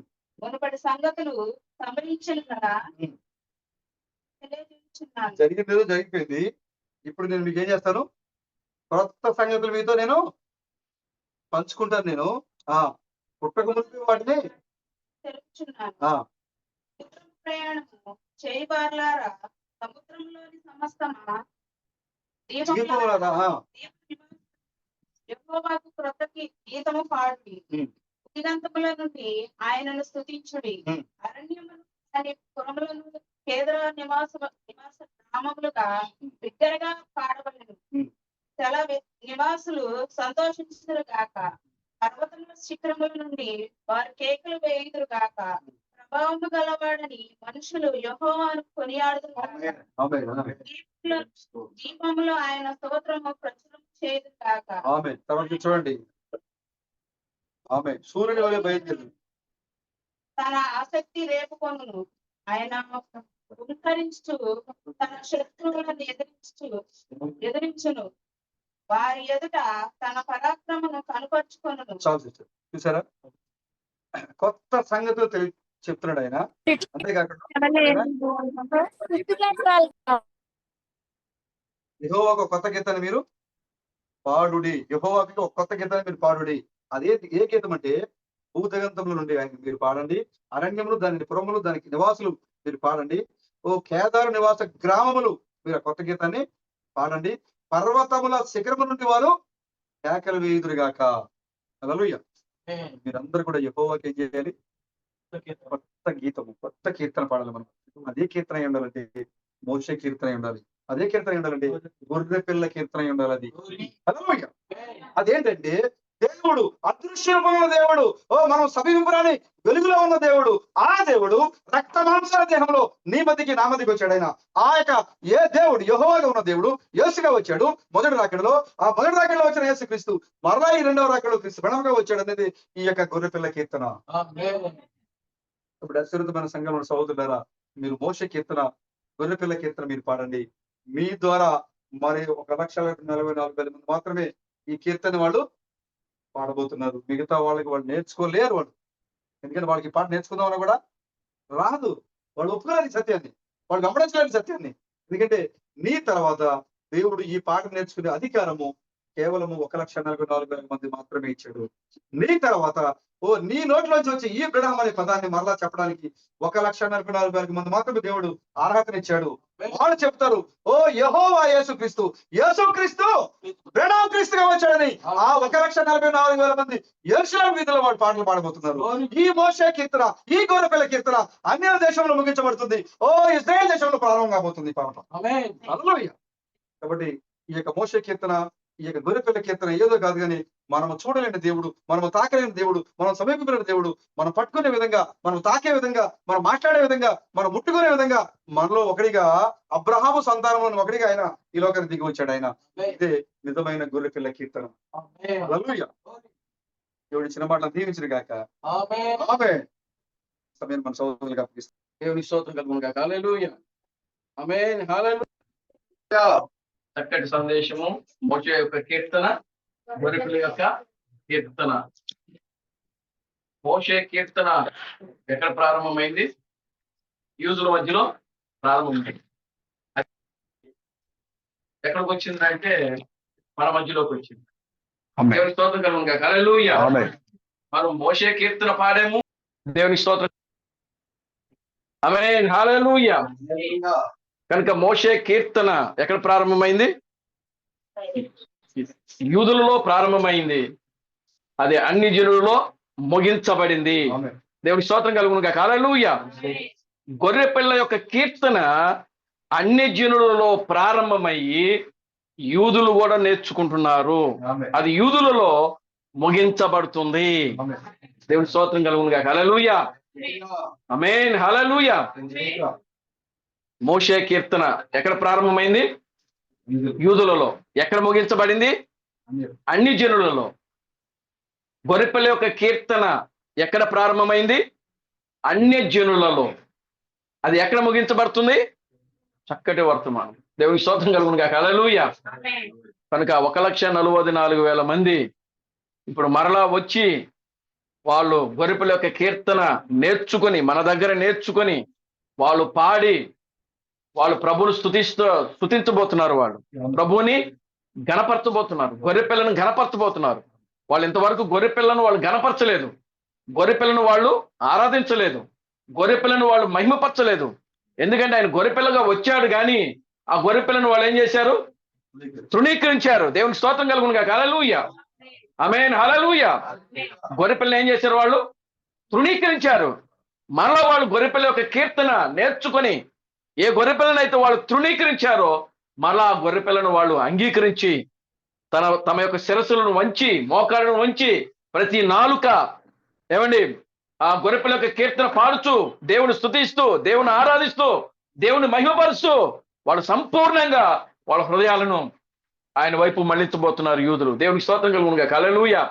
ఏ విధంగా అంటే ఏడ్చుచు, ప్రలాపించుచు, రొమ్ములు కొట్టుకొంచు, బాధపడుతూ, దుఃఖముతో, మహావేదనతో వాళ్ళు ఆ యొక్క కీర్తన పాడుతూ వాళ్ళ హృదయాలన్నీ కూడా సంపూర్ణంగా దేవునికి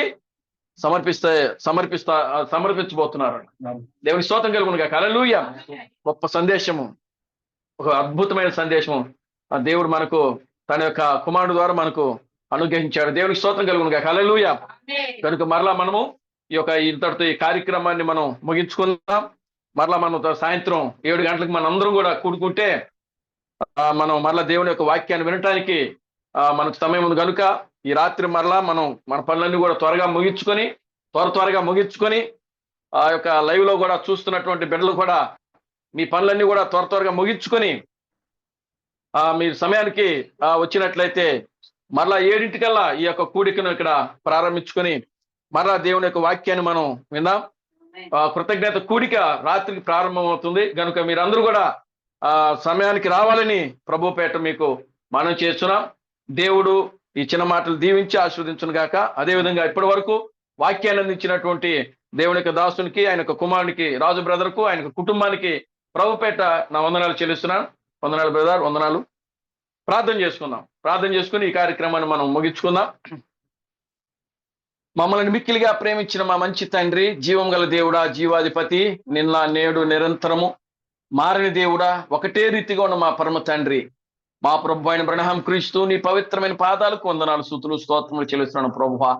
ఓ నిశ్చయముగా నా తండ్రి, ఇప్పటి వరకు నాయనాదుగా నా ప్రభువా నీ కుమారుని మీరు నిలబెట్టి నాయనాదుగా అతని వాక్యం చేత అభిషేకించి మీరు మా అందరితో మాట్లాడినందుకే మీకు వందనాలు, స్తోత్రము చెల్లిస్తున్నాం ప్రభువా. అదిగో నాయన మరలా మేము సాయంత్రం మరలా కూడుకొని పోతుండగా నా తండ్రి, సాయంత్రం జరుగుతున్న కూడికను కూడా నా తండ్రి ఓ ప్రభు అదిగో నాయన మీ చేతులకు అప్పగించుకుంటున్నాం.